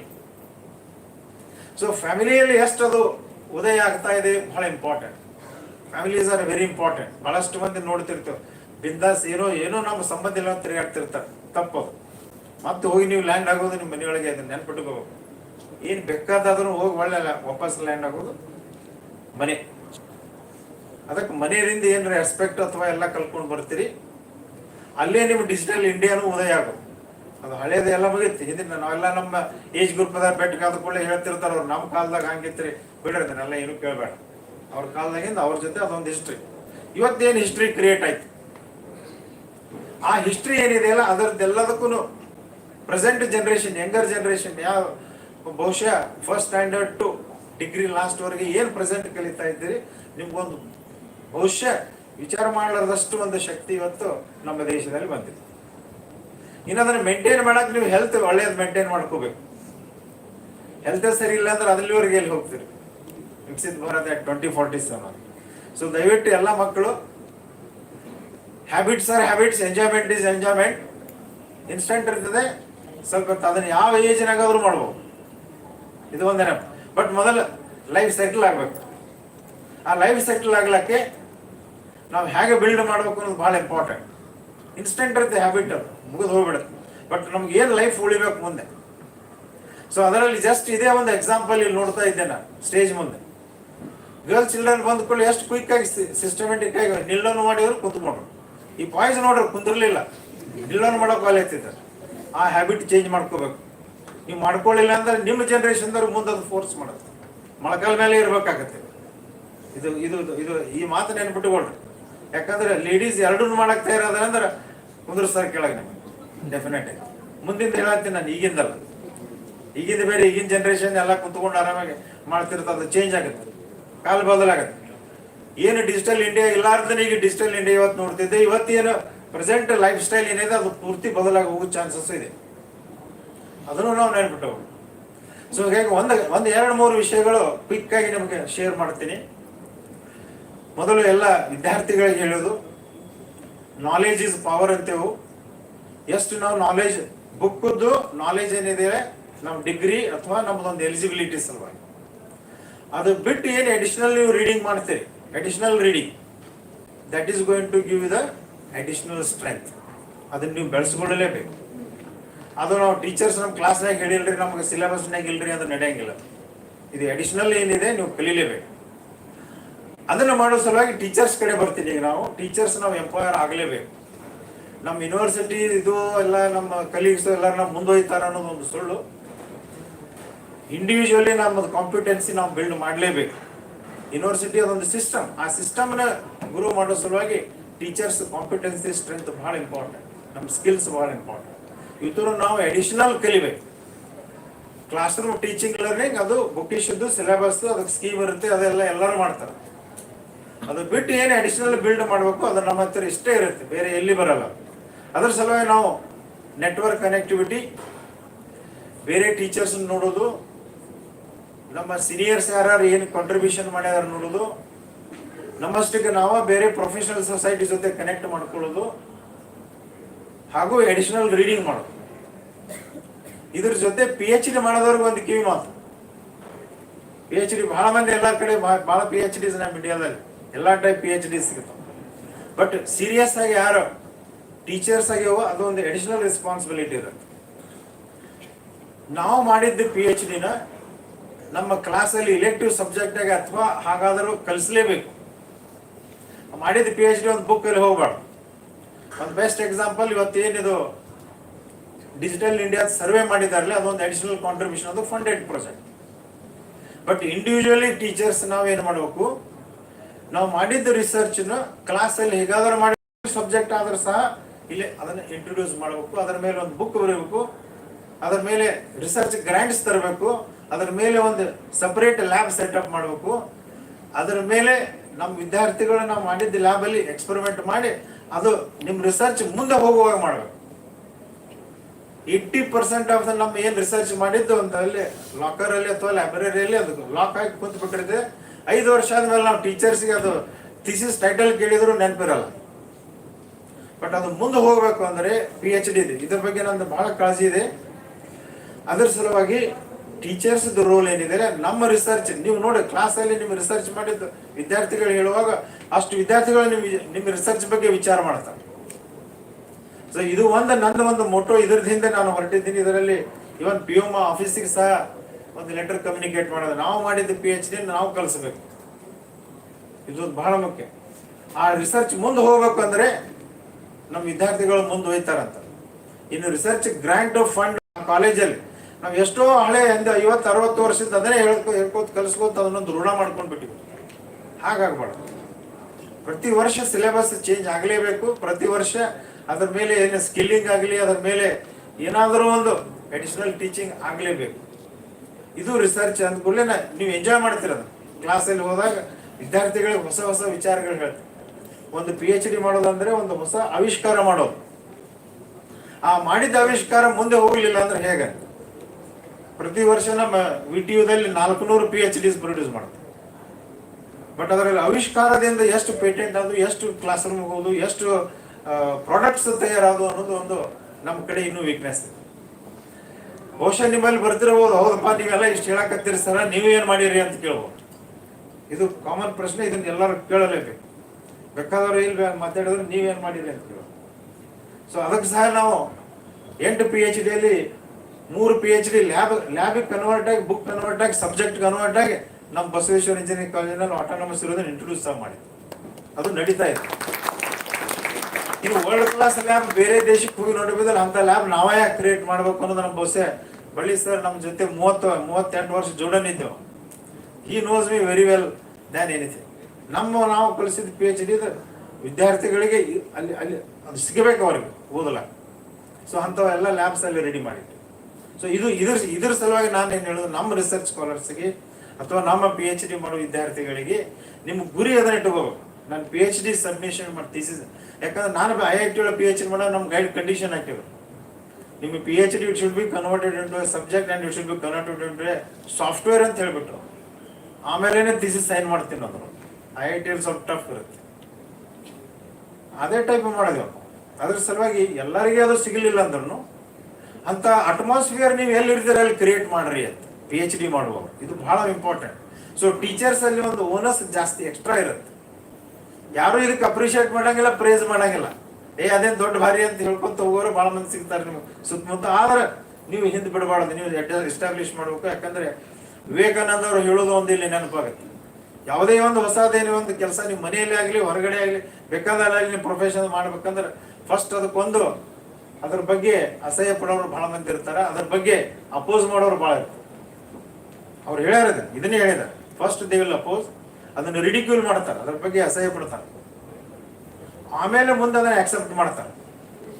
ಅಂತ ವಿಚಾರ ಯಾರು ತಲೆಯೊಳಗೆ ಬರುತ್ತೋ ಅವರೇ ಮುಂದಿನ ದಿನದ ಲೀಡರ್ ಅಂತ ಹೇಳ್ತಾರೆ. ಅಂತ ವಿಚಾರಗಳು ಬೆಳೆಸಬೇಕು. ನೀವು ಮುಂದಿನ ದಿನದ ಲೀಡರ್ ಆಗ್ಬೇಕಂದ್ರೆ ಇಂಥ ವಿಚಾರಗಳು ನೀವೇನು ಮಾಡ್ತೇವೆ ಅಂತ ನಿಮ್ಗೆ ಗೊತ್ತಿರಬೇಕು. ನಾನು ಅದನ್ನ ಮಾಡೇ ತೀರ್ತೀನಿ ಅಂತ ಹೇಳೋದು. ಡಿಸ್ಟ್ರಕ್ಟಿವ್ ಅಲ್ಲ, ಕನ್ಸ್ಟ್ರಕ್ಟಿವ್. ಸೊ ಈ ವಿಷಯದಲ್ಲಿ ನಮ್ಮ ಟೀಚರ್ಸ್ಗೆ ಒಂದೇನಂದ್ರೆ ಬಹಳ ಇಂಪಾರ್ಟೆಂಟ್ ಇದು. ನಮ್ಮ ಪ್ರೊಫೆಷನ್ ಎಂಡ್ ಆಗುವಾಗ ನಾವು ಹಿಂದೆ ತಿರುಗಿ ನೋಡಿದರೆ ನಾವು ಹೌದಪ್ಪ ನಾವೆಲ್ಲ ಸೆಟಪ್ ಮಾಡಿದ್ದು ಯೂಸ್ ಆಗ್ತದೆ ಇಲ್ಲ ಅಂತ ಒಂದು ಸಮಾಧಾನ ಇದ್ರೆ ನಾವು ಇದ್ದಿದ್ದೆಲ್ಲ ನಾವು ಮಾಡಿದ್ದೆಲ್ಲ ಒಂದು ಒಳ್ಳೆ ಕೆಲಸ ಅಂತ ತಿಳ್ಕೊಂಡ್ಬೇಕಷ್ಟೇ. ಅದರ ಸಲುವಾಗಿ ಇವತ್ತಿನ ದಿವಸ ಇದು ನಮ್ಗೆ ಕರ್ಸಿದ್ರಿ ಡಿಜಿಟಲ್ ಇಂಡಿಯಾದಕ್ಕೆ ನೀವು ಆಪ್ಟ್ ಪರ್ಸನ್ ಸರ್, ನೀವು ಬರಬೇಕು. ಎದಕ್ಕಂತಂದ್ರೆ 2000 ಬಂದಾಗ ನಾನು ಫಸ್ಟ್ ಪವರ್ ಪಾಯಿಂಟ್ ಯೂಸ್ ಮಾಡಿ ಲೆಕ್ಚರ್ ಸ್ಟಾರ್ಟ್ ಮಾಡಿದೆ. ಬಹುಶಃ ನಮ್ಮ ಡಿಪಾರ್ಟ್ಮೆಂಟ್ ಎಲ್ಲ ಫ್ಯಾಕಲ್ಟಿ ಪವರ್ ಪಾಯಿಂಟ್ ಯೂಸ್ ಮಾಡಿ ಹುಡುಗರಿಗೆ ಏನು ಕಲಿಸ್ತಾರೆ ನಕ್ಕರು. ಒಂಥರ ಮಜೂರ ಅನ್ನಿಸ್ತಾ, ಆದ್ರೆ ನಾವು ಬಿಡ್ಲಿಲ್ಲ. ಬೋರ್ಡ್ ಮೇಲೆ ನಾನು ಹೆಂಗೆ ಬರಿತೀನಿ ಅದೇ ಟೈಪ್ ನಮ್ಮ ಪ್ರೆಸೆಂಟೇಷನ್ ಬರಬೇಕು ಅಂದ್ರೆ ಅದಕ್ಕೆ ನಾವು ಸ್ಕಿಲ್ ಕಲಿಬೇಕು. ಕಂಪ್ಯೂಟೇಷನ್ ಡಿಜಿಟಲ್ ಸ್ಕಿಲ್ ಬೇಕು. ನಾನು ಎಷ್ಟು ಸಬ್ಜೆಕ್ಟ್ ಕಲಿಸಿದ್ದು 2001ರಿಂದ ನಾನು ಕಂಪ್ಯೂಟರ್ ನೀವು ಬಂದ್ರಿ, ಬೇಕಾದಾಗ ಬಂದ್ರಿ, ನೀವು ಭೇಟಿ ನಮ್ಮ ಫ್ರೆಂಡ್ಸ್ ಅದರಿ ನೀವೆಲ್ಲರೇ ಸರ್, ನೀವು 2001ರಿಂದ ತೋರಿಸ್ರಿ ಅಂದ್ಕೊಂಡು ನಿಮ್ಗೆ ಒಂದು ಫೋಲ್ಡರ್ ಇದೆ ಸಪ್ರೇಟ್, ಅದರಲ್ಲೆಲ್ಲ ಸಿಕ್ಕಿಬಿಡುತ್ತೆ. 2001 ಯಾವ ವಿದ್ಯಾರ್ಥಿ ಎಷ್ಟು ಮಾರ್ಕ್ಸ್ ಕೊಟ್ಟಿದ್ದು ಸಹಿತ ಐತಿ. ಅದು ಡಿಜಿಟಲ್ ಇಂಡಿಯಾದ ಒಂದು ಕಾಂಟ್ರಿಬ್ಯೂಷನ್ ಅಂತ. ಯಾಕಂದ್ರೆ ಅದು ಬಂತು, ನಾವು ಯೂಸ್ ಮಾಡೋದು, ಅದನ್ನ ಯೂಸ್ ಮಾಡೋದು ಕಲ್ಕೋಬೇಕು. ಒಂದು ಬೆಸ್ಟ್ ಉದಾಹರಣೆ ಅಂದ್ರೆ ನಿಮ್ಮ ಮನೆಯಲ್ಲಿ ನಿಮ್ಮ ತಾಯಿಯವರು ಮಾಡೋದು ಅಡಿಗೆದು ಎಷ್ಟು ವೆರೈಟೀಸ್ ಇರ್ತಾವ ಒಂದು ವಾರ ಒಳಗೆ ಐತೇನ್ರಿ. ಅದರದ್ದೆಲ್ಲರೂ ನಮ್ಮ ಕಡೆ ಡೇಟಾ ಇಲ್ಲ, ಡೇಟಾ ಸಿಗಲ್ಲ. ಎಕ್ಸ್ಪೀರಿಯನ್ಸ್ ಅಲ್ಲಿ ಇರುತ್ತೆ.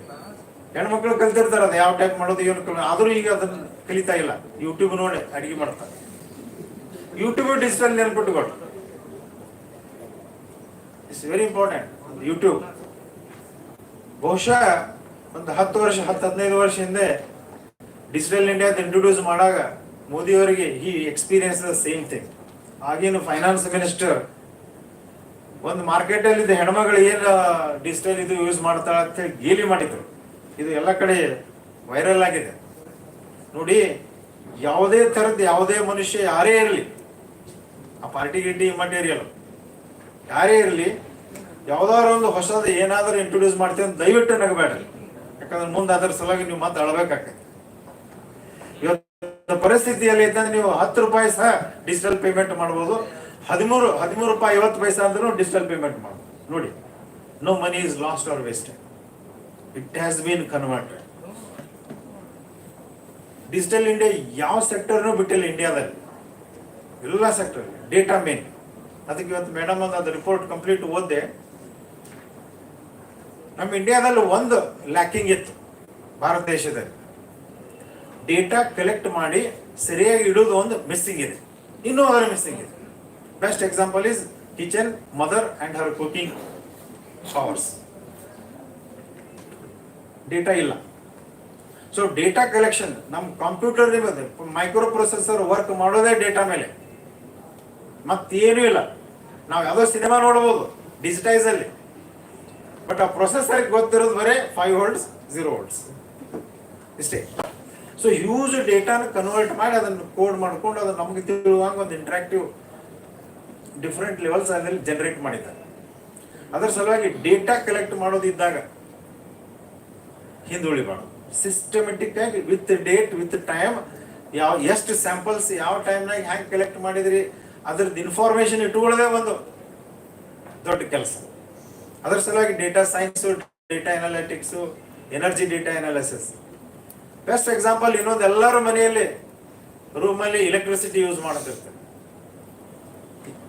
End of the month electricity bill ಬರ್ತೈತೆ. ಆ ಫ್ರೀ ಎಲೆಕ್ಟ್ರಿಸಿಟಿ ಬಗ್ಗೆ ವರಿ ಮಾಡಬೇಡ, ಒಮ್ಮೆ ಮತ್ತೆ ದೊಡ್ಡ ಹೊಡೆದು ಬರೋದೇ ಅದು, ಅದಕ್ಕೆ ಅಡಿ ಇರಬೇಕು.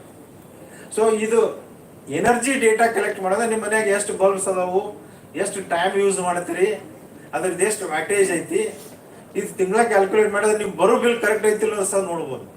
ಅಲ್ಲಿ ಏನು ಬೇಕಾಗಿದೆ, ಡೇಟಾ ಬೇಕಾಗಿದೆ. ಒಂದು ಡಿಜಿಟಲ್ ಡಿವೈಸ್ ಎಲ್ಲಾನು ಸ್ಟೋರ್ ಮಾಡಿ ಅದಕ್ಕೊಂದು ಒಳ್ಳೆ ಪ್ರೋಗ್ರಾಮ್ ಬರೋದು ನೀವೇ ಡೆವಲಪ್ ಮಾಡಬಹುದು. ಇಲ್ಲಿವರೆಗೆ ನಾವು ಡಿಪೆಂಡೆಂಟ್ ಆಗಿರ್ತೀವಿ, ಈಗ ನಾವು ಸ್ವಂತ ಮಾಡೋ ಬಂದಿದೆ. ಸೊ ಅದರ ಸಲುವಾಗಿ ಡಿಜಿಟಲ್ ಇಂಡಿಯಾದ ಏನು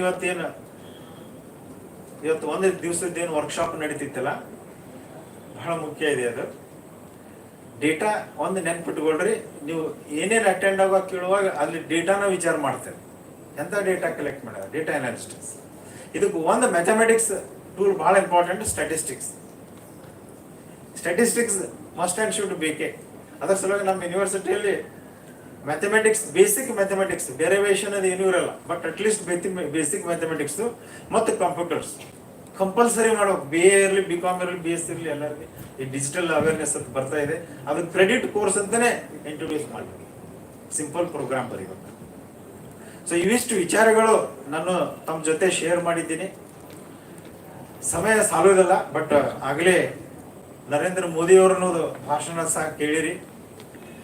ಇದು ಒಂದು ಅವ್ರ ಭಾಷಣಕ್ಕೆ ಸ್ಮಾಲ್ ಅಟ್ಯಾಚ್ಮೆಂಟ್ ಅಷ್ಟೇ, ಬಟ್ ಈ ಪ್ರೋಗ್ರಾಮಿಗೆ ಡಿಜಿಟಲ್ ಇಂಡಿಯಾ ಸಲುವಾಗಿ ಏನು ಕೆಲಸ ಮಾಡ್ತಿದ್ದಾರೆ ಅದು ಹೈಯರ್ ಎಜುಕೇಷನಲ್ಲಿ ಡಿಜಿಟಲ್ ಟೆಕ್ನಾಲಜಿ ಹೇಗೆ ಯೂಸ್ ಮಾಡ್ತಿದ್ದಾರೆ ಇದೆಲ್ಲನೂ ಒಂದು ಸೈಡ್ ನಾವು ನೋಡ್ತಾ ಇದ್ದಾರೆ. ಎಷ್ಟು ಕಾಲೇಜಲ್ಲಿ ಈ ಡಿಜಿಟಲ್ ಇಂಡಿಯಾ ಸಲುವಾಗಿ ಇನ್ಫ್ರಾಸ್ಟ್ರಕ್ಚರ್ ಇದೆ ಅದು ಸಹ ನೋಡ್ಕೊಂಡಿದ್ದಾರೆ. ಅದು ರಿಪೋರ್ಟ್ ಭಾಳ ಚೆನ್ನಾಗಿ ಎಲ್ಲ ಏರಿಯಾದಲ್ಲಿ ಮಾಡಿದ್ದಾರೆ. ಇದನ್ನೊಂದು ಕಾಲೇಜ್ ಲೆವೆಲ್ ಸಹ ಅವ್ರಿಗೆ ಒಂದು ಆ ಕಾಲೇಜಲ್ಲಿ ಕಂಟಿನ್ಯೂಸ್ ಆಗಿ ಯೂಸ್ ಮಾಡ್ತಾ ಇರೋ ಸ್ಟಡಿ ಸಹ ಮಾಡ್ಬೋದು. ಹಾಗೆ ನಮ್ಮ ಕರ್ನಾಟಕ ಸ್ಟೇಟ್ ಹೈಯರ್ ಎಜುಕೇಷನ್ ಅಕಾಡೆಮಿಯಿಂದ ಮೇಡಮ್ ಬಂದಿದ್ದಾರೆ. ಅವ್ರಿಗೆ ನಾನು ಅಲ್ಲಿ ಫಸ್ಟ್ ಟೈಮ್ ಹೋದಾಗ ಎಷ್ಟು ಟ್ರೈನಿಂಗ್ ಪ್ರೋಗ್ರಾಮ್ಸ್ ಮಾಡ್ತಾರೆ, ಅದು ಏನು ಟ್ರೈನಿಂಗ್ ಪ್ರೋಗ್ರಾಮ್ ಮಾಡಿದ್ರು ಮೇಡಮ್, ನಮಗೆ ಇಂಪ್ಯಾಕ್ಟ್ ಅನಾಲಿಸಿಸ್ ಬಹಳ ಇಂಪಾರ್ಟೆಂಟ್. ಅದಕ್ಕೆ ಇವತ್ತೇನು ಮಾಡಿದಾರಲ್ಲ ಇದು study workshop, impact analysis of digital India in higher education ಅಂತ ಮಾಡ್ತಾ ಇದ್ದಾರೆ. ಇದು ಬಹುಶಃ ವೆರಿ ರೇರ್ ಸ್ಟಡಿ, ಇದು ಭಾಳ ಚೆನ್ನಾಗಿ ಮಾಡಿದ್ರು. ಅದು ಕರ್ನಾಟಕ ಸ್ಟೇಟ್. ಇದು ಡಿಸ್ಟ್ರಿಕ್ಟ್ ಲೆವೆಲ್ ಸಹ ಇನ್ನೂ ಡೀಪಾಗಿ ತಗೋಬಹುದು. ಇನ್ನು ಡಿಜಿಟಲ್ ಅವೇರ್ನೆಸ್ ಇದು ಪ್ರೈಮರಿ ಸ್ಕೂಲ್, ಹೈಸ್ಕೂಲಲ್ಲಿ ತುಂಬ ಆಗ್ತಾ ಇದೆ. ಈಗ ಇನ್ನು ಹೈಯರ್ ಎಜುಕೇಷನ್ಗಿಂತ ಜಾಸ್ತಿ ಅಲ್ಲಿ ಯೂಸ್ ಮಾಡ್ತಾ ಇದ್ದಾರೆ. ಇವನು ಅಡ್ಮಿಷನ್ ಆಗಲಿ, ಅಪಾಯಿಂಟ್ಮೆಂಟ್ಸದ್ದು ಸರ್ವೇಸ್ ಆಗಲಿ, ಯಾವ್ದು ಬೇಕಾದ ತಗೊಳ್ರಿ ನೀವು ಏರಿಯಾ. ಇನ್ನು ಇದಕ್ಕೆ ಅಟ್ಯಾಚ್ಮೆಂಟ್ ಆಗಿ ನಿಮಗೆಲ್ಲ ನಿಮ್ಮ ಜನ್ರೇಷನ್ದವ್ರಿಗೆ ಹೊಸ ಟೂಲು ಆರ್ಟಿಫಿಷಿಯಲ್ ಇಂಟೆಲಿಜೆನ್ಸ್ ಬರ್ತಾ ಇದೆ. ಈ ಆರ್ಟಿಫಿಷಿಯಲ್ ಇಂಟೆಲಿಜೆನ್ಸ್ ಅಂದ್ರೆ ಒಂದು ಪ್ರೋಗ್ರಾಮ್. ಆರ್ಟಿಫಿಷಿಯಲ್ ಇಂಟೆಲಿಜೆನ್ಸ್ ಏನು ಭಾರಿ ದೊಡ್ಡದು ಹಂಗೆ ಹಿಂಗೆ ಅಂತೇನೆಲ್ಲ, ಅದೊಂದು small simple program. Decision making, ನೀವೆಲ್ಲರೂ ಇಂಟೆಲಿಜೆಂಟ್ ಅದೀರಿ ಅಂದ ಬಳಕ ನಿಮ್ಮ ಇಂಟೆಲಿಜೆನ್ಸ್ ಕಂಪ್ಯೂಟರ್ದಾಗ ಇಡೋದು, ಎಲ್ಲರದು ಇಂಟೆಲಿಜೆನ್ಸ್. ಇವತ್ತಿನ ಪ್ರೋಗ್ರಾಮಿಗೆ ಎಷ್ಟು ಜನ ಬರ್ಬೋದು ಅಂತ ಅದು ಹೇಳ್ಬಿಡ್ತೈತೆ ಆಟೋಮೆಟಿಕ್ ಆಗಿ, based on all the inputs that it. ಅದಕ್ಕೆ ಎ ಐ ಅಂತ. ಅದಕ್ಕೆ ಪ್ರೋಗ್ರಾಮ್ ಬರೀಬೇಕು. ಯಾರು ಬೇಕಾದರೂ ಪ್ರೋಗ್ರಾಮಿಂಗ್ ಕಲಿಬೋದು.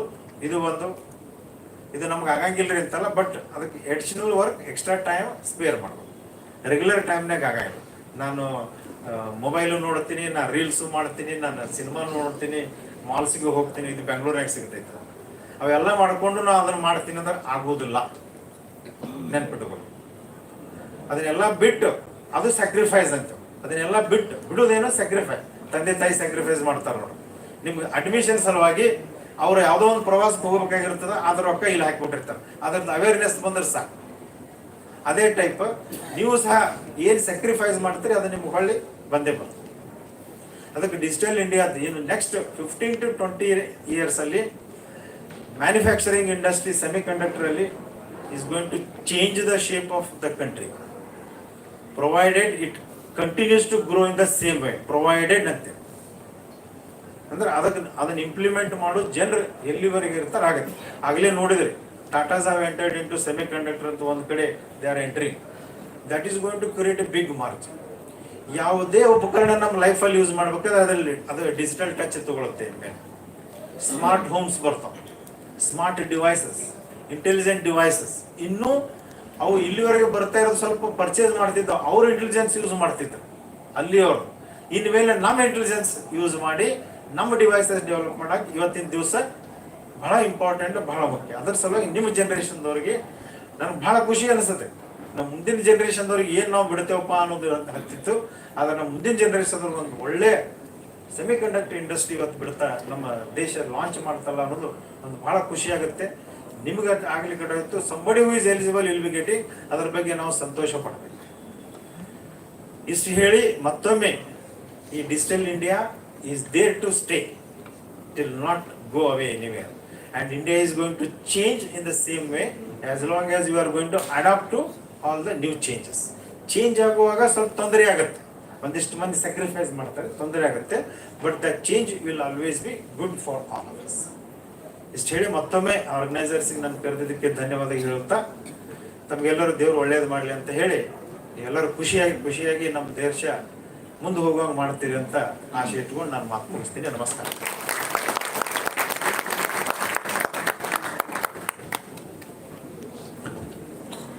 ಸಾಧನೆಯ ಮೇರು ಪರ್ವತದಂತಿರುವ ಹಾಗೂ ನಮ್ಮೆಲ್ಲರಿಗೂ ಭವಿಷ್ಯದ ಕಣ್ಣು ತೆರೆಸುತ್ತಾ ಸ್ಫೂರ್ತಿಯನ್ನು ತುಂಬಿದಂತಹ ಶ್ರೀಯುತರು ಡಾಕ್ಟರ್ ಸುರೇಶ್ ಎಚ್ ಜಂಗಮಶೆಟ್ಟಿ ಅವರಿಗೆ ತುಂಬ ಹೃದಯದ ಧನ್ಯವಾದಗಳು.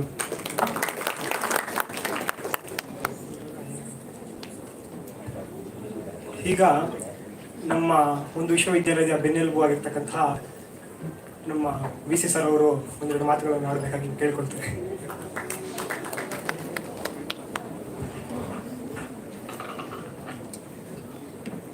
ಇದೀಗ ತಾನೇ ಕಾರ್ಯಕ್ರಮದ ಉದ್ಘಾಟನೆಯನ್ನ ಮಾಡಿ ನಮ್ಮ ಒಂದು ದಿಕ್ಸೂಚಿ ಭಾಷಣದಲ್ಲಿ ಸಾಕಷ್ಟು ಡಿಜಿಟಲ್ ಇಂಡಿಯಾದ ಬಗ್ಗೆ ಸಂಕ್ಷಿಪ್ತವಾಗಿಯೇ ಹೇಳಿದ್ದಾರೆ. ಹೇಳಿದಂಥ ನನ್ನ ಮಿತ್ರರು ಆಗಿರುವಂಥ ಮತ್ತು ಹಾವೇರಿ ವಿಶ್ವವಿದ್ಯಾಲಯದ ಮಾನ್ಯ ಕುಲಪತಿಗಳಾಗಿರುವಂಥ ಪ್ರೊಫೆಸರ್ ಸುರೇಶ್ ಜಂಗಮಶೆಟ್ಟಿ ಅವರೇ, ಕಾರ್ಯಕ್ರಮದ ಆಯೋಜಕರು ಮತ್ತು ಪ್ರಾಜೆಕ್ಟಿನ ನಿರ್ದೇಶಕರು ಕೋಆರ್ಡಿನೇಟರ್ ಆಗಿರುವಂತಹ ಆರ್ ಸುಮಿತ್ರಾ ಅವರೇ, ಕಾರ್ಯಕ್ರಮದಲ್ಲಿ ಉಪಸ್ಥಿತರಿರುವಂತಹ ಎಲ್ಲ ಅಧ್ಯಾಪಕ ಮಿತ್ರರೇ ಹಾಗೂ ವಿದ್ಯಾರ್ಥಿಗಳೇ, ನನಗನ್ಸುತ್ತೆ it was made coincidence of course. ಹೇಗೆ ಇವತ್ತು ಪ್ರಧಾನಮಂತ್ರಿಗಳ ಕಾರ್ಯಕ್ರಮ ಮತ್ತು ಇವತ್ತಿನ ಈ ಕಾರ್ಯಕ್ರಮ, we haven't plan for that actually. ಸುಮಾರು ದಿವಸಗಳ ಹಿಂದೆನೇ ಸುಮಿತ್ರಾ ಮೇಡಮ್ ಅಂತ ಅವ್ರದ್ದು ಗ್ರೂಪ್ ಎಲ್ಲ ಡಿಸೈಡ್ ಮಾಡಿದ್ರು to have this programme on this day. But coincidentally ಇವತ್ತು ಅದು ಸೆಮಿ ಕಂಡಕ್ಟರ್ ಉದ್ಘಾಟನೆ ಕಾರ್ಯಕ್ರಮ ಮಾಡಿದ್ರು. Both are very much related as sir made it very much clear. ಹೇಗೆ ನೋಡಿ, ಹಿಂದೊಂದು ಕಾಲ ಇತ್ತು, ಸಾಫ್ಟ್ವೇರ್ ಇಂಜಿನಿಯರಿಂಗ್ನಲ್ಲಿ ಅಮೇರಿಕ ಇತ್ಯಾದಿಗಳ ಜೊತೆಗೆ ಸರಿ ಸಮಾನಾಗಿ ಯಾಕೆ ಒಂದು ಹೆಜ್ಜೆ ಮುಂದೆ ಇಟ್ಟು ಭಾರತ ಮುಂದೆ ಹೋಗ್ತಾ ಇದೆ. ಅದಕ್ಕೆ ಮೂಲಭೂತವಾಗಿ ಎಲ್ಲ ಈ digital transformation what ever is taking place, ಅದಕ್ಕೆಲ್ಲ ಮೂಲ ಆಧಾರ ಸ್ತಂಭ ಅಂತಂತಂದರೆ ಚಿಪ್ಸ್, ಎಲೆಕ್ಟ್ರಾನಿಕ್ಸ್ ಚಿಪ್ಸ್. ಆಲೂ ಚಿಪ್ಸ್ ಅಲ್ಲ, ಎಲೆಕ್ಟ್ರಾನಿಕ್ಸ್ ಚಿಪ್ಸ್. ಯಾಕಂದರೆ ಇಟ್ಸ್ ಸೋ ಇಂಪಾರ್ಟೆಂಟ್. ಯಾಕಂದರೆ ಇರುವಂಥ ಎಲ್ಲ ಜ್ಞಾನವನ್ನು ಆ ಸ್ಮಾಲ್ ಚಿಪ್ನಲ್ಲಿ 1s and 0s ರೂಪದಲ್ಲಿ ಇಟ್ಕೊಂಡಿರುವಂಥದ್ದು ನಾವು ಮಾಡಿರುವಂಥದ್ದನ್ನೆಲ್ಲ ಟ್ರಾನ್ಸ್ಫರ್. ಇದು ಒಂಥರದ ಅದ್ಭುತ. ಇದು ಒಂದು ಆ್ಯಕ್ಚುಲಿ ಒಂದು ಆವಿಷ್ಕಾರಗಳಲ್ಲೇ ಇರುವಂಥ ಏನೋ ಒಂದು ಅದ್ಭುತಗಳಲ್ಲಿ ಒಂದು ಅದ್ಭುತ ಇರುವಂಥದ್ದು. when we were also studying engineering in the first year, we had one special program like learning something about the microprocessor and all that. It was in 1983-84 ಆ ಸುಮಾರಲ್ಲಿ. ಅಂದರೆ ಜಗತ್ತು ಎಷ್ಟು ಫಾಸ್ಟಾಗಿ ಮತ್ತು ಎಷ್ಟು ಬದಲಾಗ್ತದೆ ಮತ್ತು ಅದ್ಭುತವಾಗಿ ಚೇಂಜ್ ಆಗ್ತಾ ಇದೆ ಅಂತ ಅನಿಸುತ್ತೆ ಅದನ್ನು ನೋಡಿದರೆ. ನಿಮಗೆ ಅನೇಕ ಸಲ ಅನಿಸುತ್ತೆ, ಅನೇಕ ಸಲ they are not hour cup of tea ಅಂತ ಅನೇಕ ಸಲ ಅನಿಸುತ್ತೆ ನಮಗೆ. Why should worry about these digital transformation, artificial intelligence, machine language ಅಂತ. ಬಟ್ ನೋ ಬಡಿ ಈಸ್ ಲೆಫ್ಟ್ ವಿತ್. ಈ ಟೆಕ್ನಾಲಜಿ ಏನು ಗ್ರೋತ್ ಇದೆ ಯಾರನ್ನೂ ಬಿಡೋಲ್ಲ. ಅದು ಹಳ್ಳಿಯಲ್ಲಿ ಹೊಲಗದಲ್ಲಿ ಕೆಲಸ ಮಾಡುವಂತ ಒಬ್ಬ ರೈತನನ್ನು ಹಿಡ್ಕೊಂಡು ಹೋಟೆಲ್ನಲ್ಲಿ ಸರ್ವ್ ಮಾಡುವಂತ ಒಬ್ಬ ವ್ಯಕ್ತಿವರೆಗೂ ಸಹಿತ ಈ ಆರ್ಟಿಫಿಷಿಯಲ್ ಇಂಟೆಲಿಜೆನ್ಸ್ ಆಗಲಿ ಡಿಜಿಟಲ್ ಇದಾಗಲಿ ಒಂದಿಲ್ಲ ಒಂದು ರೂಪದಲ್ಲಿ ಅದು ಇನ್ವಾಲ್ವ್ ಮಾಡ್ಕೊಂಡಿರತ್ತೆ. It is up to we people. ಅದನ್ನ ನಾವು ಎಷ್ಟು ಅದನ್ನ ಎಕ್ಸ್ಪ್ಲಾಯ್ಟ್ ಮಾಡ್ತೇವೆ, ಅದನ್ನ ಎಷ್ಟು ನಾವು ಉಪಯೋಗ ಮಾಡ್ಕೊಳ್ತೇವೆ ಅನ್ನೋದು ನಮಗೆ ಬಿಟ್ಟಿರುವಂಥದ್ದು. But everybody can do that ಅನ್ನೋದ್ರ ಬಗ್ಗೆ ನಿಮ್ಗೊಂದು ಸಣ್ಣ ಉದಾಹರಣೆ ಇದ್ದೇನೆ. ಅನೇಕ ಸಲ ನಮ್ಮ ಬಿ ಎಸ್ ಸಿ ಹುಡುಗರಿಗೆ ಅದರ ನಾನ್ ಟೆಕ್ನಿಕಲ್ ಸ್ಟೂಡೆಂಟ್ಸ್ಗೆ ಹೇಳುವಾಗ ಅವ್ರು ಅನೇಕ ಸಲ ಅಂತಾರೆ, why should we should worry about it, it's not hour cup of tea. ನಮ್ಮ ಟೆಕ್ನಾಲಜಿ ಅಲ್ಲ, ನಮ್ದು ಏನೇ ಇದ್ರು ಫಿಸಿಕ್ಸ್, ಕೆಮಿಸ್ಟ್ರಿ, ಮ್ಯಾಥಮೆಟಿಕ್ಸ್ ಅಥವಾ ಲೈಫ್ ಸೈನ್ಸಸ್ ಅಂತಿದೆ. ಆದರೆ ಅದೆಲ್ಲರಿಗೂ ಸಹ ನಾನು ನಿಮ್ಗೆ ಹೇಳ್ತೇನೆ, ಒಂದು ಸಣ್ಣ ಉದಾಹರಣೆ ಕೊಡ್ತೇನೆ.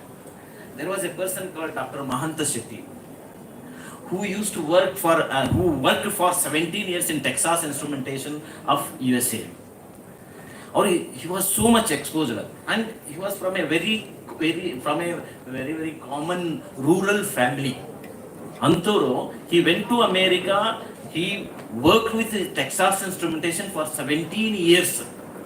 ಅಷ್ಟಾದ್ಮೇಲೆ ಬಂದವ್ರು ಏನ್ ಮಾಡಿದ್ರು ಗೊತ್ತಾ, ಇಂಡಿಯಾಕ್ಕೆ ಬಂದ್ರೆ ಸಾಮಾನ್ಯ ಈ ತರ ಬಂದವರೆಲ್ಲ ತಮ್ಮದೇ ಒಂದು ದೊಡ್ಡದು ಇಂಡಸ್ಟ್ರಿ ಹಾಕೊಂಡು ಒಂದಿಷ್ಟು ಜನ ಚೆನ್ನಾಗಿ ಆಫೀಸ್ಗಳನ್ನ ಏರ್ ಕಂಡೀಷನ್ ಆಫೀಸ್ ಮಾಡ್ಕೊಂಡು ಇದೆಲ್ಲ ಮಾಡ್ತಾರೆ.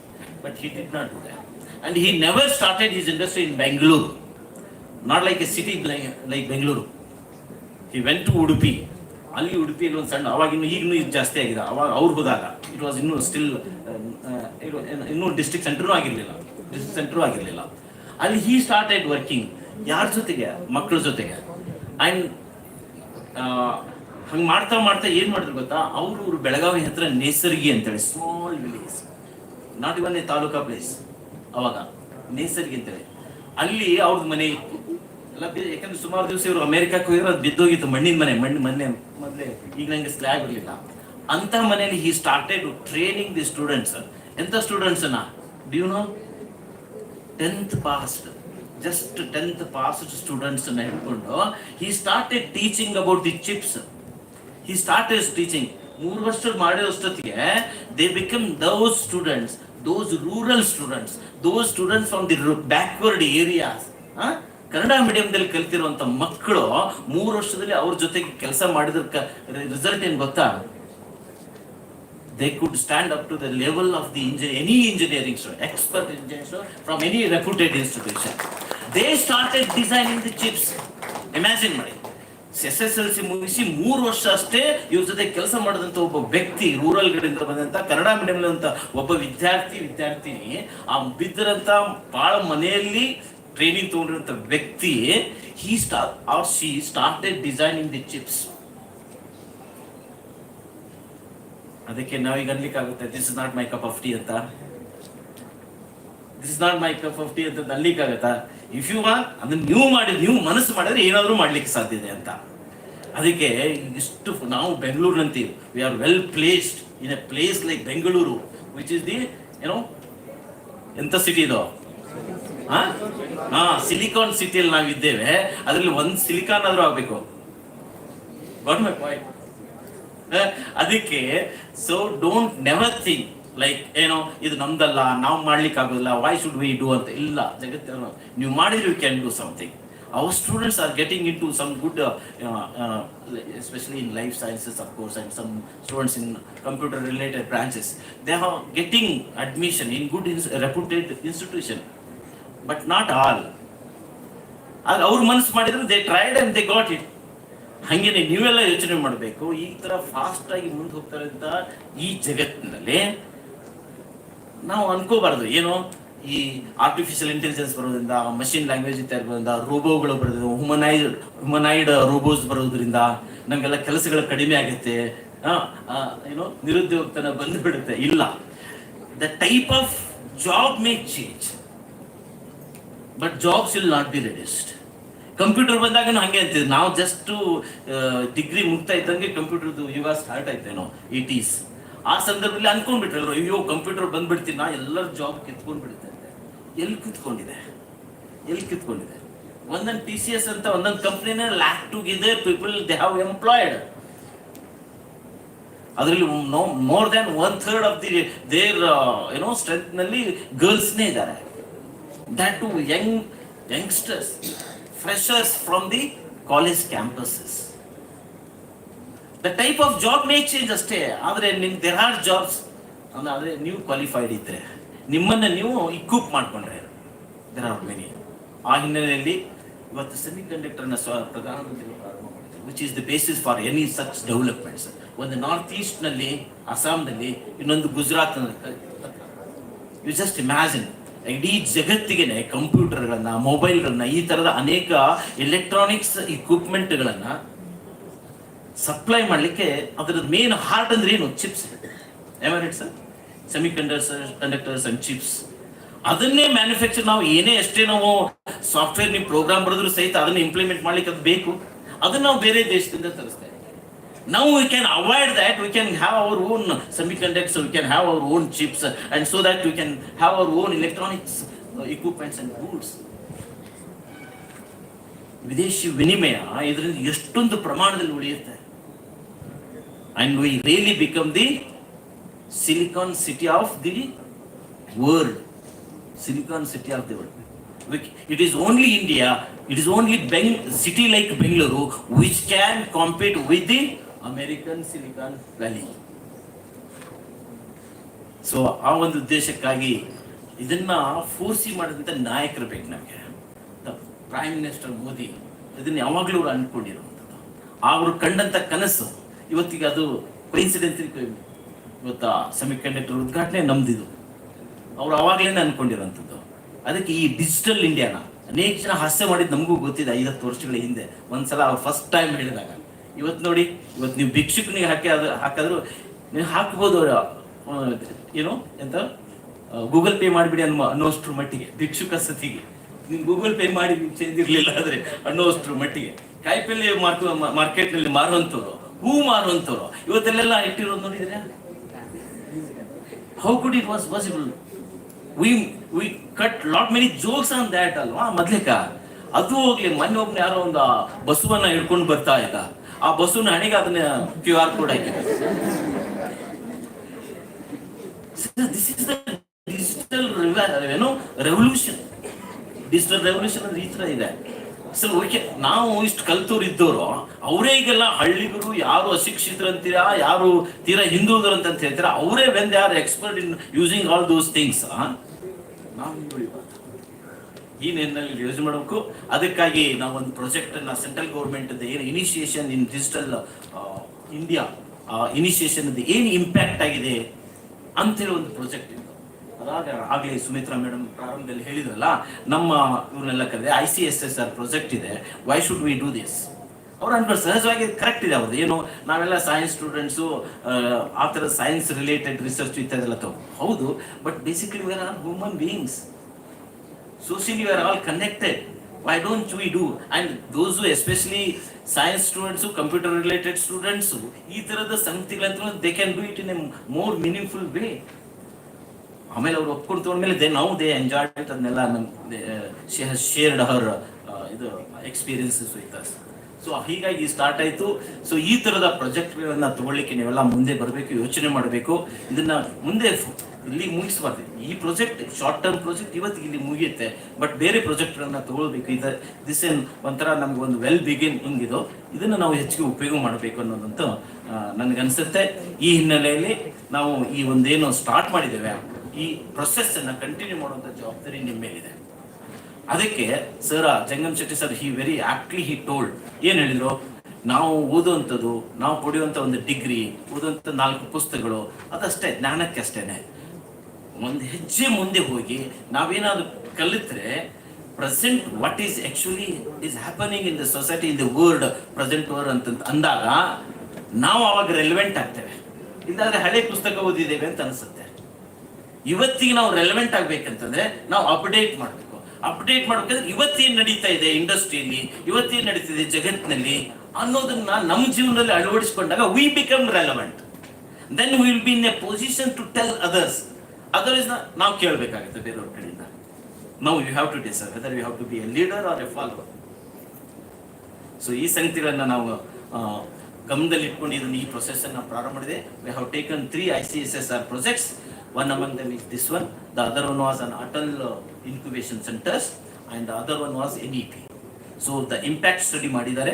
ಸಾಕಷ್ಟು ಒಳ್ಳೆಯ ಪ್ರಾಜೆಕ್ಟ್ ಅಂತ ಮಾಡಿ we have already submitted, and I got the information these hours are where the 3 projects who submitted in that. All the 3 projects.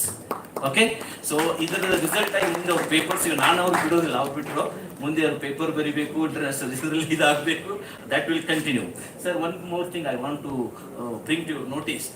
V made our MSc students, post graduate students, to write at least, we made it compulsory, write at least one international paper before they leave the course after completing. As a result of that, last year we had around 28 to 30 papers from 7 departments, all published in international peer-reviewed international journals. That's how we have to compel ourselves and expose ourselves to that kind of work environment wherein we can excel ourselves.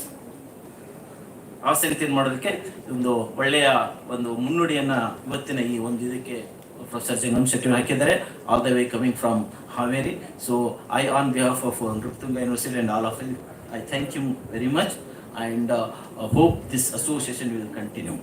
And ನಡುವೆ ಒಂದು ಸ್ವಲ್ಪ ಏನೋ disturbance ಅನ್ಸಿದ್ರೆ it was very much related. And Modi's speech in connection with semiconductor plant ಉದ್ಘಾಟನೆ, ಅದಕ್ಕೆ ಒಂದಕ್ಕೊಂದು ಸಂಬಂಧ ಇರೋದ್ರಿಂದ ನಾವು ಹೀಗೆ ಮಾಡಿದ್ದೇವೆ ಹೊರತು ಇದೇನೋ ಬೇರೆ ಉದ್ದೇಶಕ್ಕಿಲ್ಲ ಅಂತ ಹೇಳ್ತಾ, ನಿಮಗೆಲ್ಲ ಈ ಇಡೀ ದಿನದ ಡೆಲಿಬರೇಷನ್ಸ್ ಮೀನಿಂಗ್ಫುಲ್ ಆಗಲಿ. ಈಗಾಗಲೇ ಪ್ಯಾನಲಿಸ್ಟು ಮತ್ತು ಬೆಸ್ಟ್ ಪ್ರಾಕ್ಟೀಸಸ್ ಅನ್ನು ಪ್ರೆಸೆಂಟ್ ಮಾಡಲಿಕ್ಕೆ ಅನೇಕ ಜನ ಬೇರೆ ಬೇರೆ ಇನ್ಸ್ಟಿಟ್ಯೂಷನ್ಗಳಿಂದ ಎಕ್ಸ್ಪರ್ಟ್ಸ್ ಎಲ್ಲ ಬಂದಿದ್ದಾರೆ.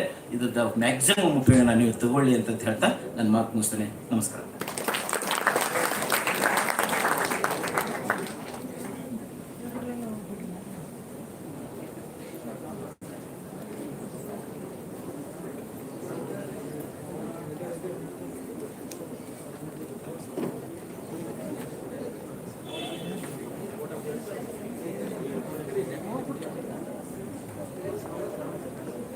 Thank you, sir, for your inspiring words. Now, I would like to call upon Darshita to propose a vote of thanks.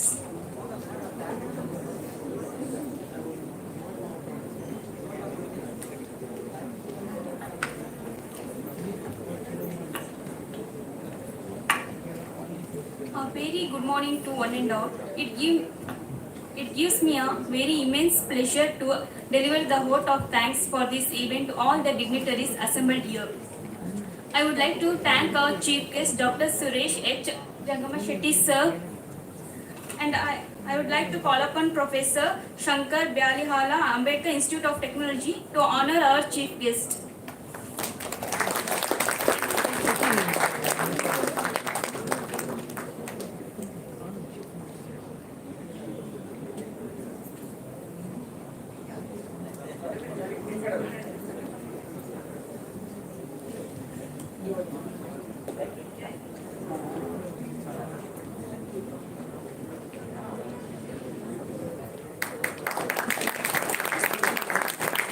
ಅವ್ರ ಗೈಡ್ ಅವರು, ಸೊ ಹಾಗಾಗಿ ಯು ವಾಂಟೆಡ್ ಟು ಫೆಲಿಸಿಟೇಟ್.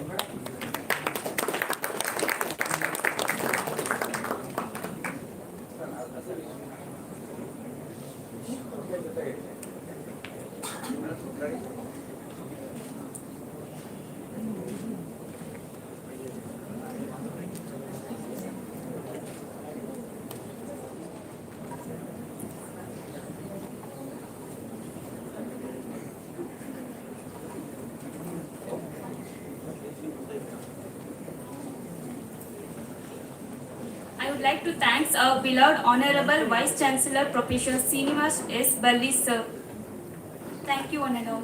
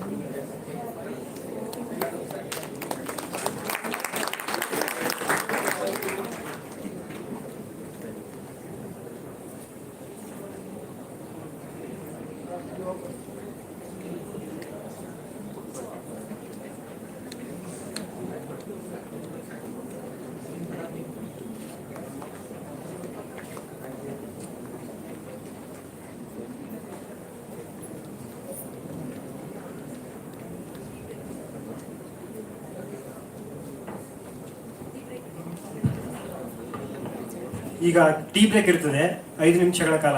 ಹೋಗ್ಬಿಟ್ಟು ಬೇಗ ಕುಡ್ಕೊಂಡು ಮತ್ತೆ ಇದೇ ಆಸನಗಳಲ್ಲಿ ಆಸನ ಹಾಕ್ಬೇಕಂತ ಕೇಳ್ಕೊಳ್ತೀನಿ.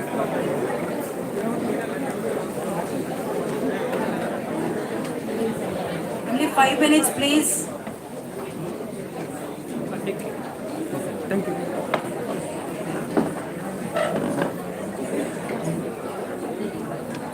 Can you pause to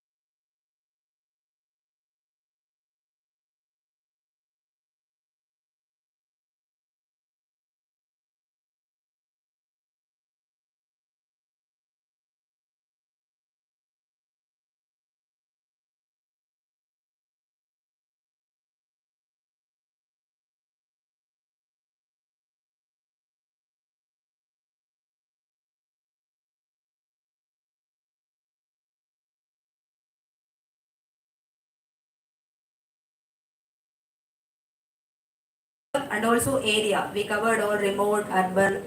We had that importance over there. Next, please. Next. Yeah. Key findings: enhanced accessibility, transformative learning methodologies, efficient administrative processes, because we could see admissions were online, results were also on portal, and websites, they had made websites. Almost all classrooms had ICT enabled. We had projectors, they had projectors and all. We went and saw. Some colleges we went and we have seen, we have the pictures. And digital skill development, research, and a lot of improvement in research and innovation also. Next slide, please. So we have some recommendations. Next. We have more. Yeah. These are the issues, gaps, challenges.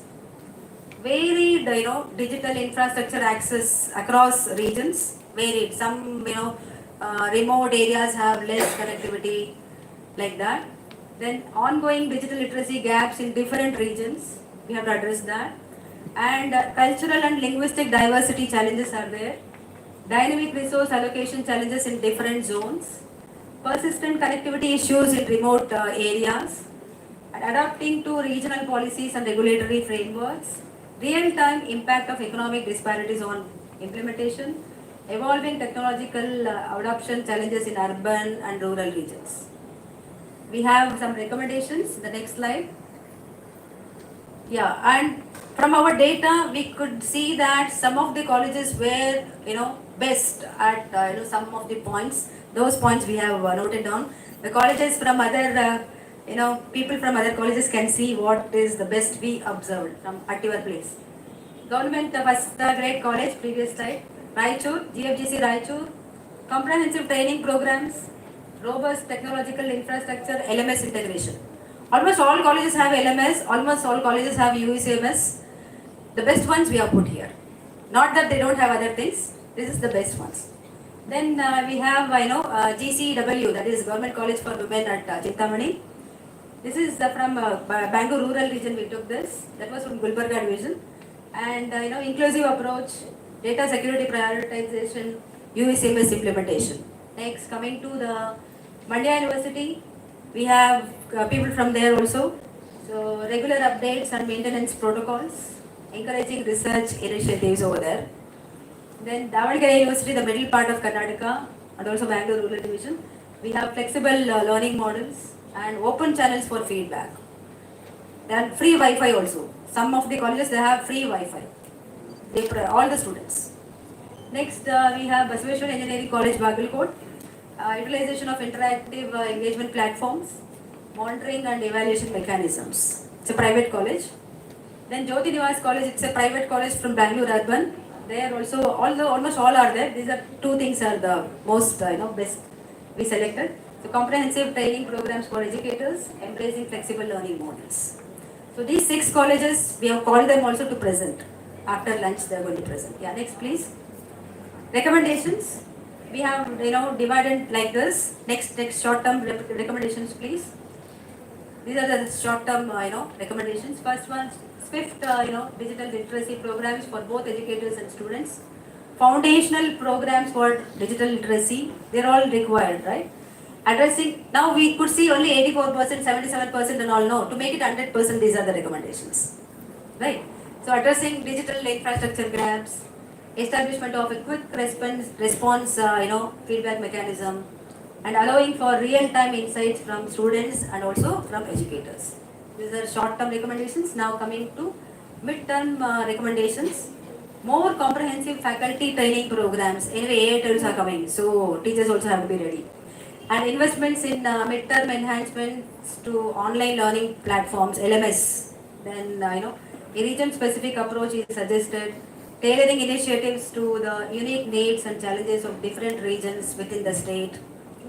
And long-term recommendations, continuous, see anyway, again, we have to update ourselves.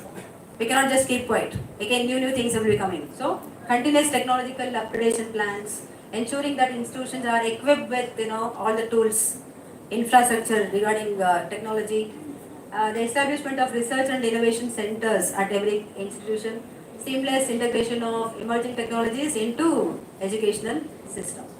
Next, high priority recommendations. What we observed is many of them are still, are little, hindrant to use, UPI. That is because cyber security. So security task force must be strengthened, securing, digital learning environments, ensuring, digital accessibility compliance, reinforcing the commitment to inclusivity, dedicated team to facilitate Digital India initiatives. So these were the recommendations we have put to our policy makers in our final report. And so everywhere we could see 70, 80, some were up to 80% also. So that to make it 100%, these are the things. And Digital India will be updating. Again, new technology is coming, and we have to be ready to take all those things. Otherwise, we'll be lagging behind. So with that, I end this. And thematic recommendations. We have inclusive learning, digital learning, customized learning paths, rural and urban colleges, they have to be customized. Research and innovation, interdisciplinary collaboration, industry integrated education, technological integration in teaching, and STEM education, where both theory and practicals go hand in hand. So these are the thematic recommendations. We have put all these things in our report and we have submitted, and that's the thing. So thank you. I also thank all the stakeholders. Again, I thank them because we had a very good hospitality. Wherever we went, they welcomed us.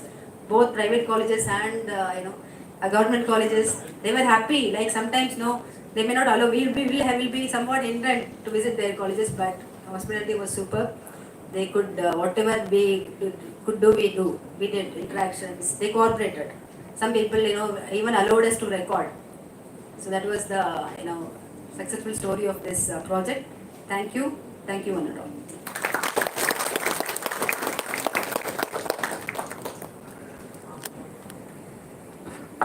Thank you, ma'am, for enlightening us with the outcomes of this research project.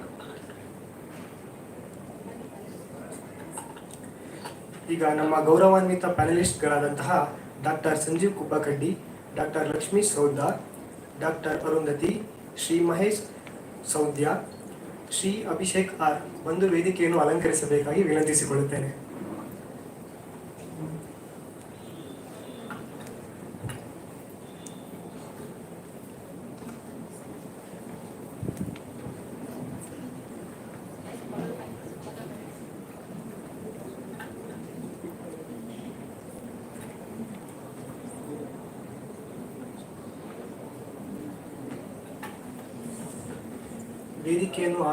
ವೇದಿಕೆಯಲ್ಲಿ ಆಸೀನರಾಗಿರ್ತಕ್ಕಂತಹ ಪೆನಲಿಸ್ಟ್ಗಳ ಕಿರುಪರಿಚಯವನ್ನು ಮಾಡಲು ಬರುತ್ತಿದ್ದಾರೆ ನನ್ನ ಸಹಪಾಠಿಗಳಾದಂತಹ ವೈದೇಹಿ ಮತ್ತು ಜುನೈದ್ ಅಹಮದ್ ಅವರು.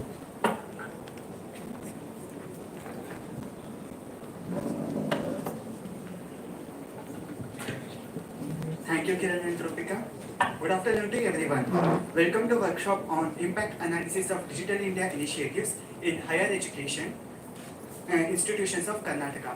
We are delighted to have you here today as we embark on an insightful discussion on effects of Digital India initiatives in higher education institutions of Karnataka. First of all, I would like to welcome our panelists.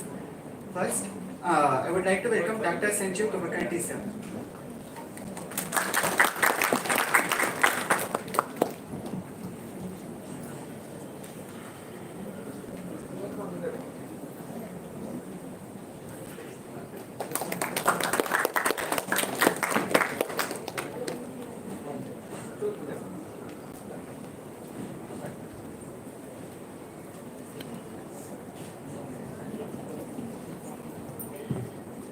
Next, I would like to welcome Dr. Lakshmi Sonda. Welcome you, sir.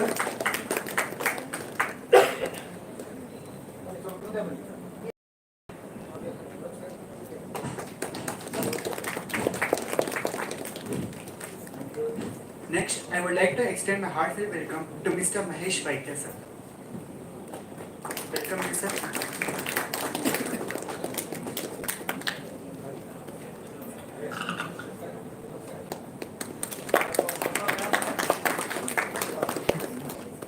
I would like to welcome Dr. Arundhati Kulkarni, ma'am. Please welcome her.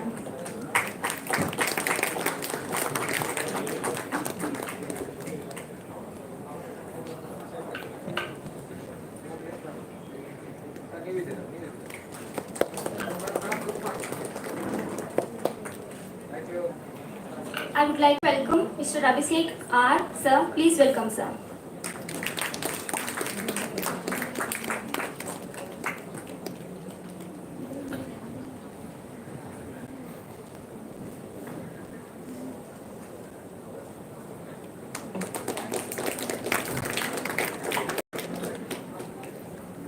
Thank you so much, ma'am, for welcoming our dear panelists.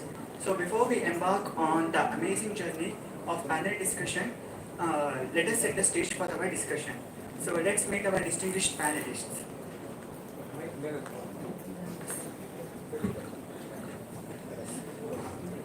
Our first panelist is Dr. Sanjeev Kubakaddi sir, who is founder and CEO of ITIE Knowledge Solutions Bangalore. Sir has completed his Bachelor's of Engineering in Electronics and Electrical Engineering from Mysore University in 1998 and done his Master's of Technology in Biomedical Instrumentation in 2002 and pursued his PhD in ECE titled Early Detection of Knee Osteoarthritis in 2018. Sir has been a research associate in IIT Delhi during 2004 to 2005, senior software engineer at Novatium Solutions, senior engineer in Symphony Services, Bangalore. Sir has developed many indigenous products such as iMedilogo, a channel data acquisition system, and IPOSAC, a dual-lead ECG data acquisition system.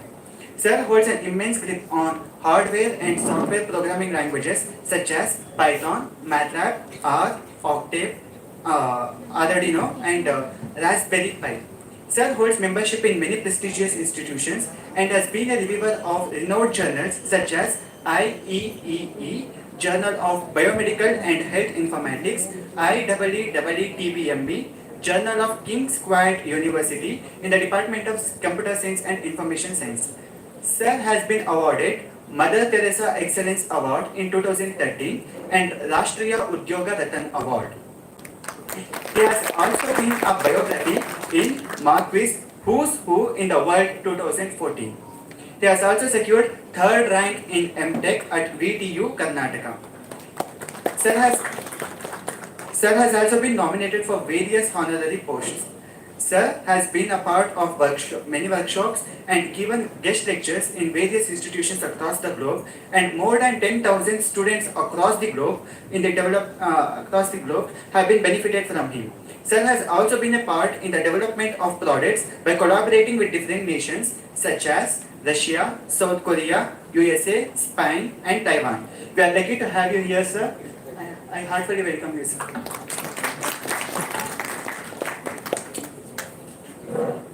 Next, I would like to introduce our second panelist for the day, who is Dr. Lakshmish Sonda, who is a historian. Currently working as a principal at Royal College, Bangalore, Sir has graduated from MBS College, done his MBA in History and Archaeology and Diploma in Epigraphy from Karnataka University, Dharwad. Sir holds an immense experience as a lecturer of history. He has served at various positions such as history lecturer and as a principal.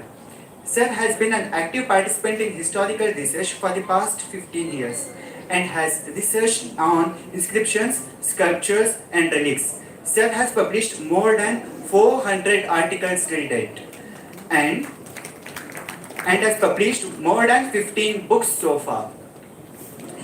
Sir has been a recipient of prestigious Basavaraja Kattamani State Award in 2013 for research, Kadamba Seva Ratna State Award and Ravidata State Award.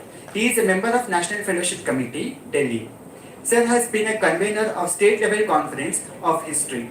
He is organizing the Uttara Kannada district Charitrika Abhiyana from last 7 years to create awareness about regional history among the youth.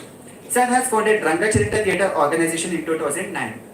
Sir has founded and has created more than 10 historical dramas. Sir has delivered more than 500 lectures across the state and at an international webinars. We feel immense happy to have you here, sir.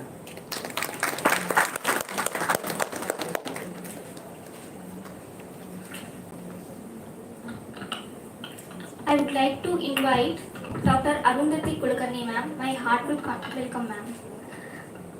Dr. Arundhati Kulkarni, Assistant Professor, Government Law College, Hassan, joined on deputation as Dean at Higher Education Academy, Dharwad, in November 2017.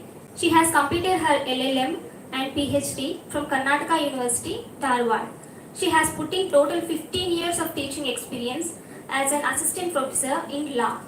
She has also worked as an in-charge director of KSLU's Law School, Hubli, and worked as special officer on Honorable Vice Chancellor, Karnataka State Law University, Hubli.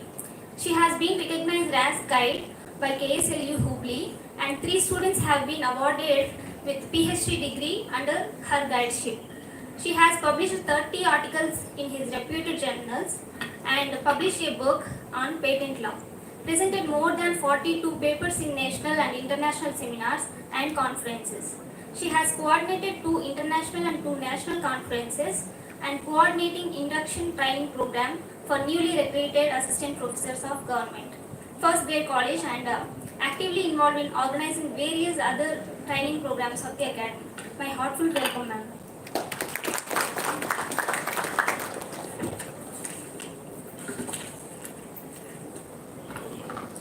Now, it's time to welcome a distinguished individual who exemplifies dedication, expertise, profound commitment to his service. He is none other than Shri Mahesh Vaidya sir, Director of Customer Success Oracle, Bangalore. With a bachelor's degree in computer science from Karnataka University, he has forged an illustrious career spanning 3 decades in the ERP domain. For 27 years, he has been an integral part of Oracle, where his contributions have played a pivotal role in the company's success. Beyond his professional achievements, he is founding trustee for the General Secretary of esteemed NGO Youth for Seva, a platform dedicated to fostering volunteerism and impactful community service projects through youthforseva.org. His unwavering passion for education and sustainable practices extends to his active involvement in organic farming initiatives. Let's extend a warm welcome to Mr. Mahesh Vaidya sir, a visionary leader and a beacon of inspiration in both the corporate and social spheres.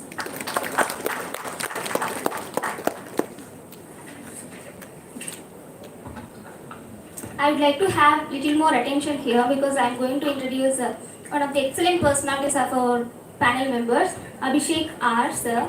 He is a professional with over 12 years of corporate training and academic experience. He is also a serial entrepreneur and currently a part of data consuming company called TrackNote. Abhishek is a finance professional having finished ACCA UK, US CMA India CS, MFM and GFMP, along with pursuing his fellowship from IIMB on shadow banking. His stage experience is more than 12 years, which includes Model United Nations, elevator business pitch, public speaking and teaching.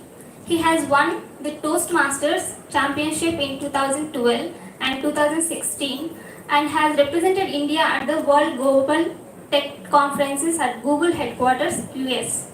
His achievements include Top 100 Best Entrepreneurs in India, Best Social Entrepreneur 2016 by Enactus, and Under 25 Summit Speaker and consulting for EdTech startups. He sold his startup Ved Academy and took an exit of 8 million USD. He currently is involved in consulting startups in the valuation and fundraising space. He also runs a podcast on the Spotify called TrackNote.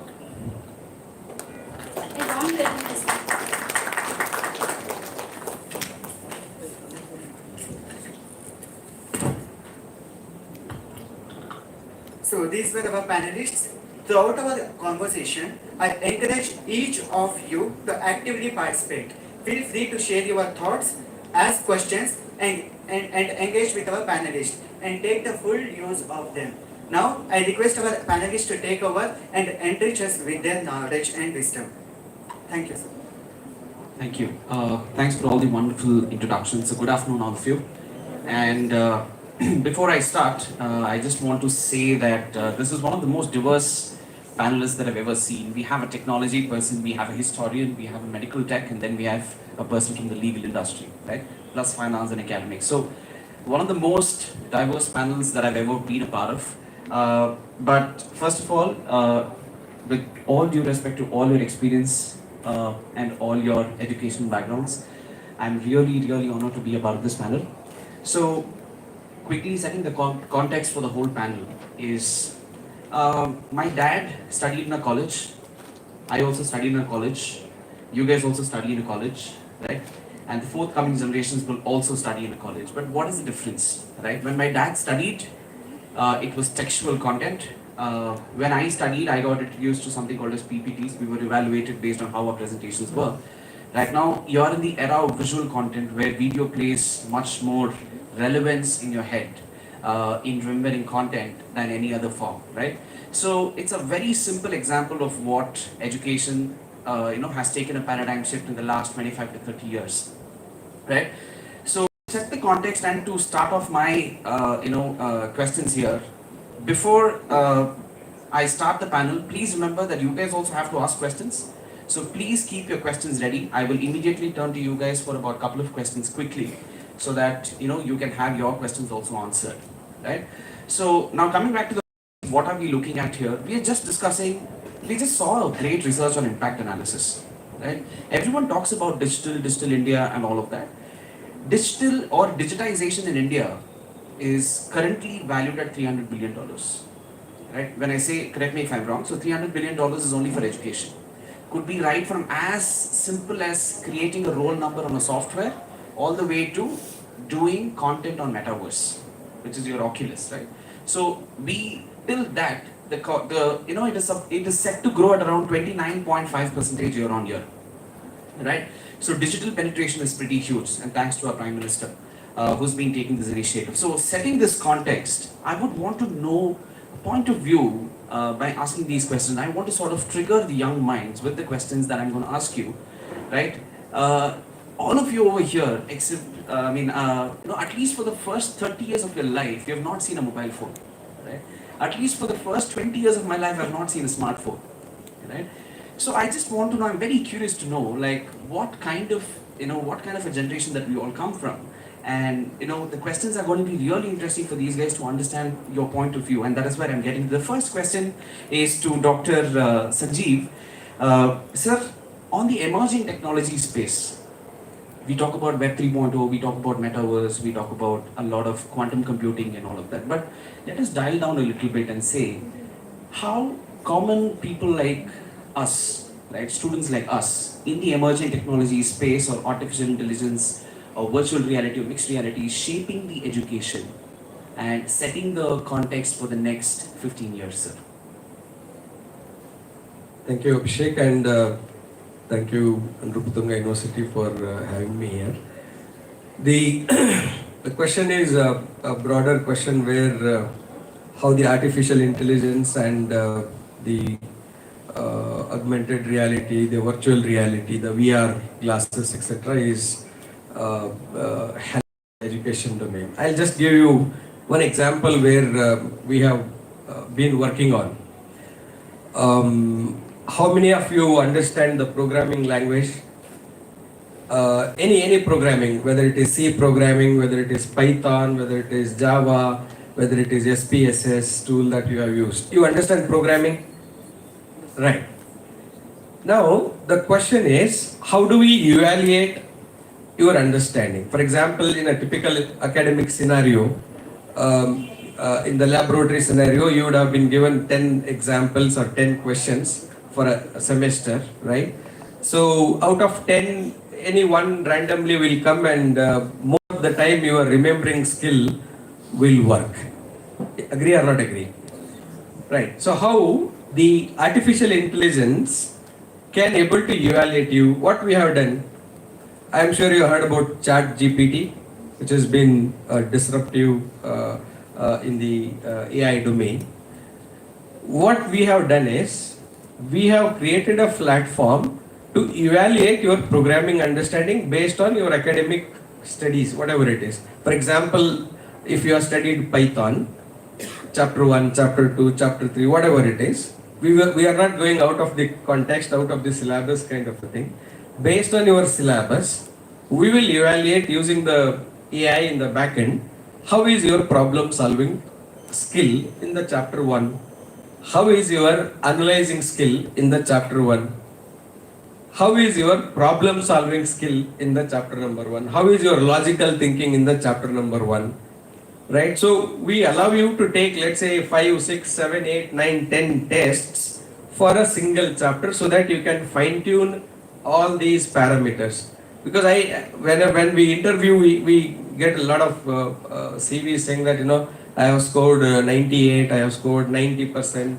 I'm very good in programming, but when we started interviewing, we will not be able to get it. Right? So the skill assessment is one of the area where the AI is helping. Now on the other side, in terms of the learning, right? So as Abhishek rightly said, he gave an example of his father and the next generation, right? So I started using the mobile in 1999 because we were the first batch to use the email. So 1998, 99 was the time when Google started Gmail, and we were in final year of engineering, and we started using emails, etc. So we have come a long way in terms of the technological intervention, in terms of the learning, right? So virtual reality, probably I'll talk about later what we have done. All these areas we have been working on it, and it should be used for for a greater learning. As he said rightly, it was earlier textual learning. So our teachers used to write when we were in schools. As and when we came to colleges, it converted into presentations. As and when we moved into higher institutions, it's more of an animated videos or YouTube videos, etc. And if you have heard about Physics Wala's success story, he could able to. He's a physics teacher. What he teaches is the way your teacher teaches physics. He also teaches physics online, and with a valuation of 7,000, 8,000 crores in INR. That's the kind of transformation we have seen, and I'll allow other panelists also to express their views, and I'll intervene whenever it is required. Thank you so much, sir. I think what was really insightful for you guys to note is when we talk about artificial intelligence, when he spoke about Chat GPT, right? Chat is a product, GPT is a technology. I don't know how many of you know it. Okay, generative pre-trained, right? So that's the technology that you can use and create multiple products. Chat is one of them. Tomorrow you can use that to calculate, you can use that to evaluate images, right? So what he rightly pointed out and that you guys should keep note of is education. You are in the best generation to actually absorb technology in the best possible way, because we all know technology is money. Today, if I take off WhatsApp from your phone, most of us will not have a job, right? It's like that. So please make a note that how artificial intelligence is shaping your education with the help of products like ChatGPT, and there are multiple more. Thanks for that insight. So next question, I would actually want to ask Mr. Mahesh Vaidya. Sir, strategies have been effective in addressing digital divide and ensuring equitable access for education for all students. Your opinion about it, sir? I'll just give you an interesting it's not a story, interesting implementation that happened in 2014, and that itself will answer this question. See, North Karnataka, I'm using English. Hope everybody is good. Should I switch to Kannada? Because my native tongue is Kannada. Okay, I'll use, most of you seems to be English. So there is a Koppal district, Yelburga Taluk. Koppal district is northern part of Karnataka. Yelburga Taluk, Mashibenchinal is a village. And only thing Modi ji did was, there is a basically broadband connection to all the villages, all the village panchayats. See, these government schools, for whatever reasons, I don't know, sometimes they don't have English teachers, sometimes they don't have math teachers, but there are some teachers. See, who will take these subjects? Deputations means they have not been deputed or they have not been hired or whatever. There are large number of schools. See, government is the biggest entity in education space in terms of number of schools and colleges in any place, any state, for that matter, in our country. So how do we solve this problem? Simple thing was, see, one TV, hello? Okay, one TV, the digitized TV, we have a digitized TV. Now, unlike TVs are gone, now all digitized TV, one digitized TV and a box which would have content. And another thing is, villages like Koppal district villages, electricities go and come and go, come and go. So some we started a session, and if electricity keeps interrupting, people will lose interest. So we need to fix that. Another thing is, we got solar. Solar Salco is a company which provided a solar solution which would take care of ensuring that continuous electricity supply is there for this TV. What happened? One TV, one box, and the solar connection. The box is basically connected through the cable, internet cable, and the content in it basically provided by an NGO called Swami Vivekananda Youth Movement. They had a project called Project Prerana. In this Project Prerana, they provided content to address basically English means English Karnataka state syllabus, English whatever is there for 10th, all that is covered in that content. And all people have to do is start it and go through it. And they also provided workbooks to the students. So while they are going through it, so now the GTP is latest one. So workbooks, I would compare it to a ChatGPT. It would evaluate you, how you are doing. Okay, and this combination together addressed teacher shortage problem in the remotest villages, which are like, I don't call Koppal backward district, it's very advanced now. So, they call Koppal, Raichur as backward districts, but they are no more backward. So these kind of districts, this solution was provided, and it addressed problem of not having an expert teacher in school. Who benefited it? Children from that village. And what made it possible? Digital India. Right? So hope this one small example gives you an idea what can be done with Digital India. He said the gaps between haves and have-nots, how it can be bridged with simple things. Like that, there are so many examples I can quote. In the keeping time in mind, I would just leave it at this. Any questions you can definitely ask. Thank you, sir. One quick insight is, we all know that Digital India has been a great initiative, right? Just to tell you some numbers about Digital India, I think in the last 10 years, the amount of startups that has been built, keeping only digital native technologies in mind, the quantification of it is roughly around, if I'm not wrong, if my data is right, the Digital India has actually posted it is about $780 billion. Only in the last 10 years, they've built businesses based on basic technologies, right? 780 billion is a big number, right? 780 billion USD. So that is the kind of business that is being built. And India has a tech stack, I don't know how many of you know it, and that's what is the next question that I'm aiming at. India as a government has a tech stack, right? Writing starts from Aadhaar, right? Upon Aadhaar comes UPI, upon UPI comes open networks, right?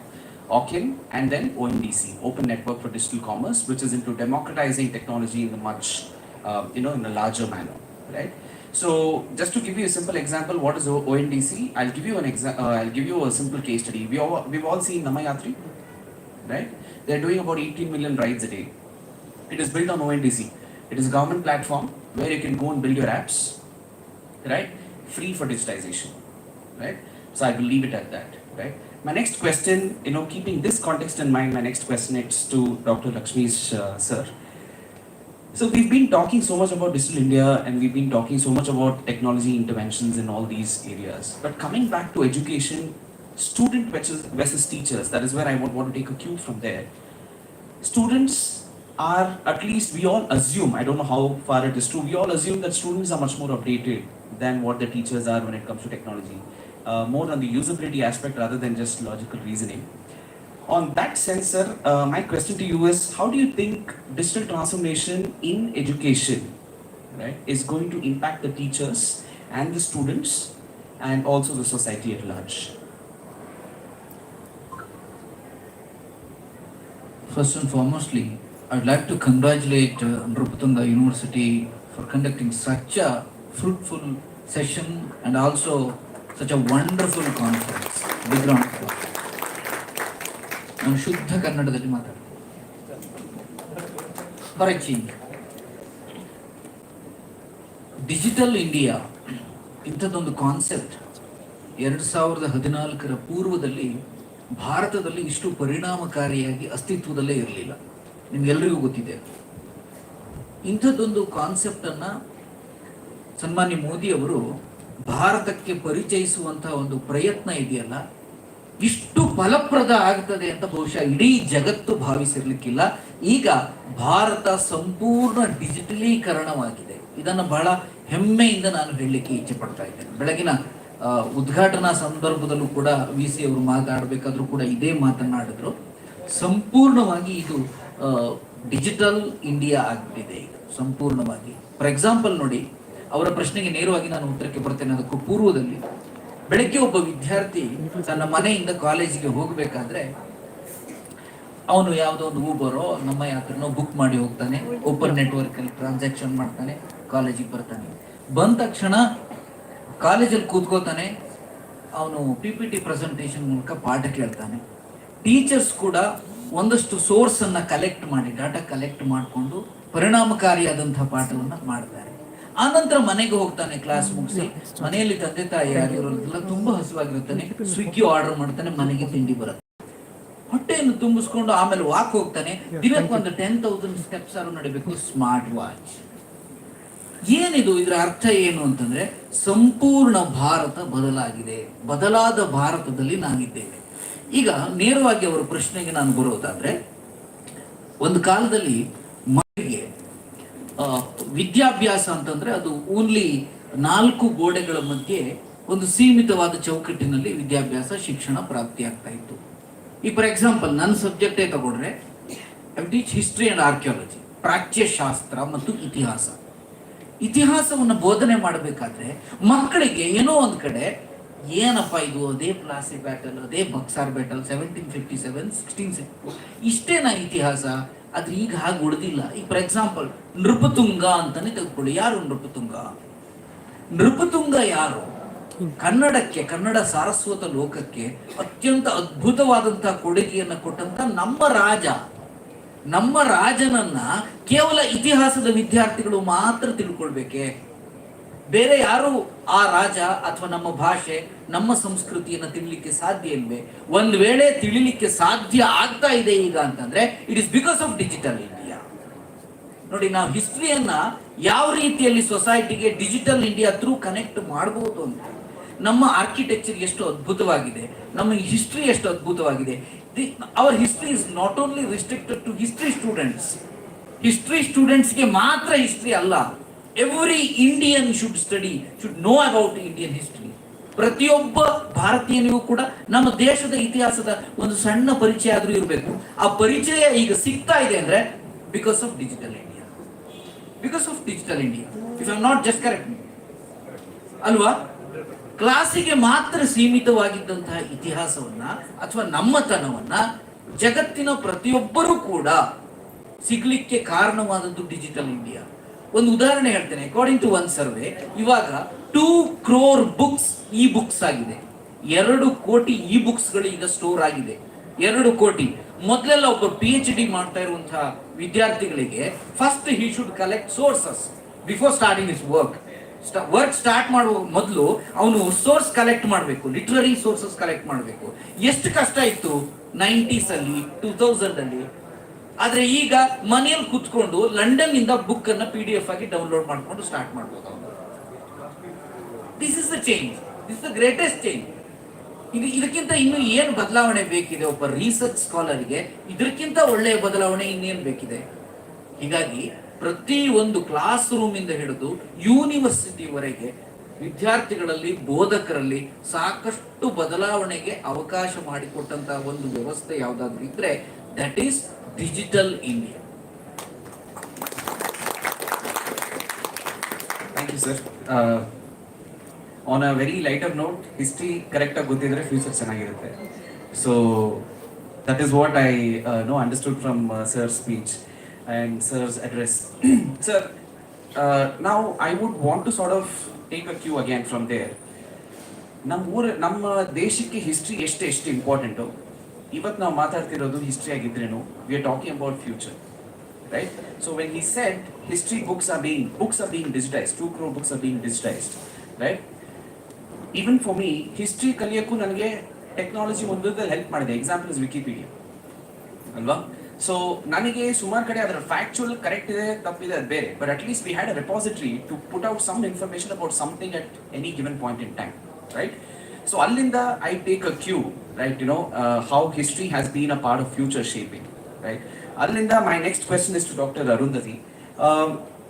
Can you share a few examples about digital initiatives that has happened in India, right, and that has been of larger impact to the educational institutions as well as the society at large, right? So ಎಲ್ರಿಗೂ ನಮಸ್ಕಾರ. Good afternoon everyone. At the outset, let me congratulate the entire project team for successfully completing the project on Digital India, and I would like to thank the organizers for inviting me to this program. I got an opportunity to meet my friends who had come to Academy for the training. Shilpa madam is here, Basu Prasad sir is here, and Chachikala madam is here. I'm very happy to meet them again. And coming to his question, the 21st century has seen rapid growth, rapid rise in the use of technology in all aspects of our life, as Lakshmi sir was explaining. ಯಾವ ಥರ ನಾವು ಬೆಳಗ್ಗೆಯಿಂದ ರಾತ್ರಿ ತನಕ technology ಮೇಲೆ dependent ಆಗಿದ್ದೀವಿ ಅಂತ ಹೇಳಿ, education is not an exception to it. Education has changed the way, the technology has changed the way education is acquired and education is delivered. Let me first discuss as to how technology has changed, transformed the way education is acquired in India. Technology, many people talk that education, many people talk about education as something which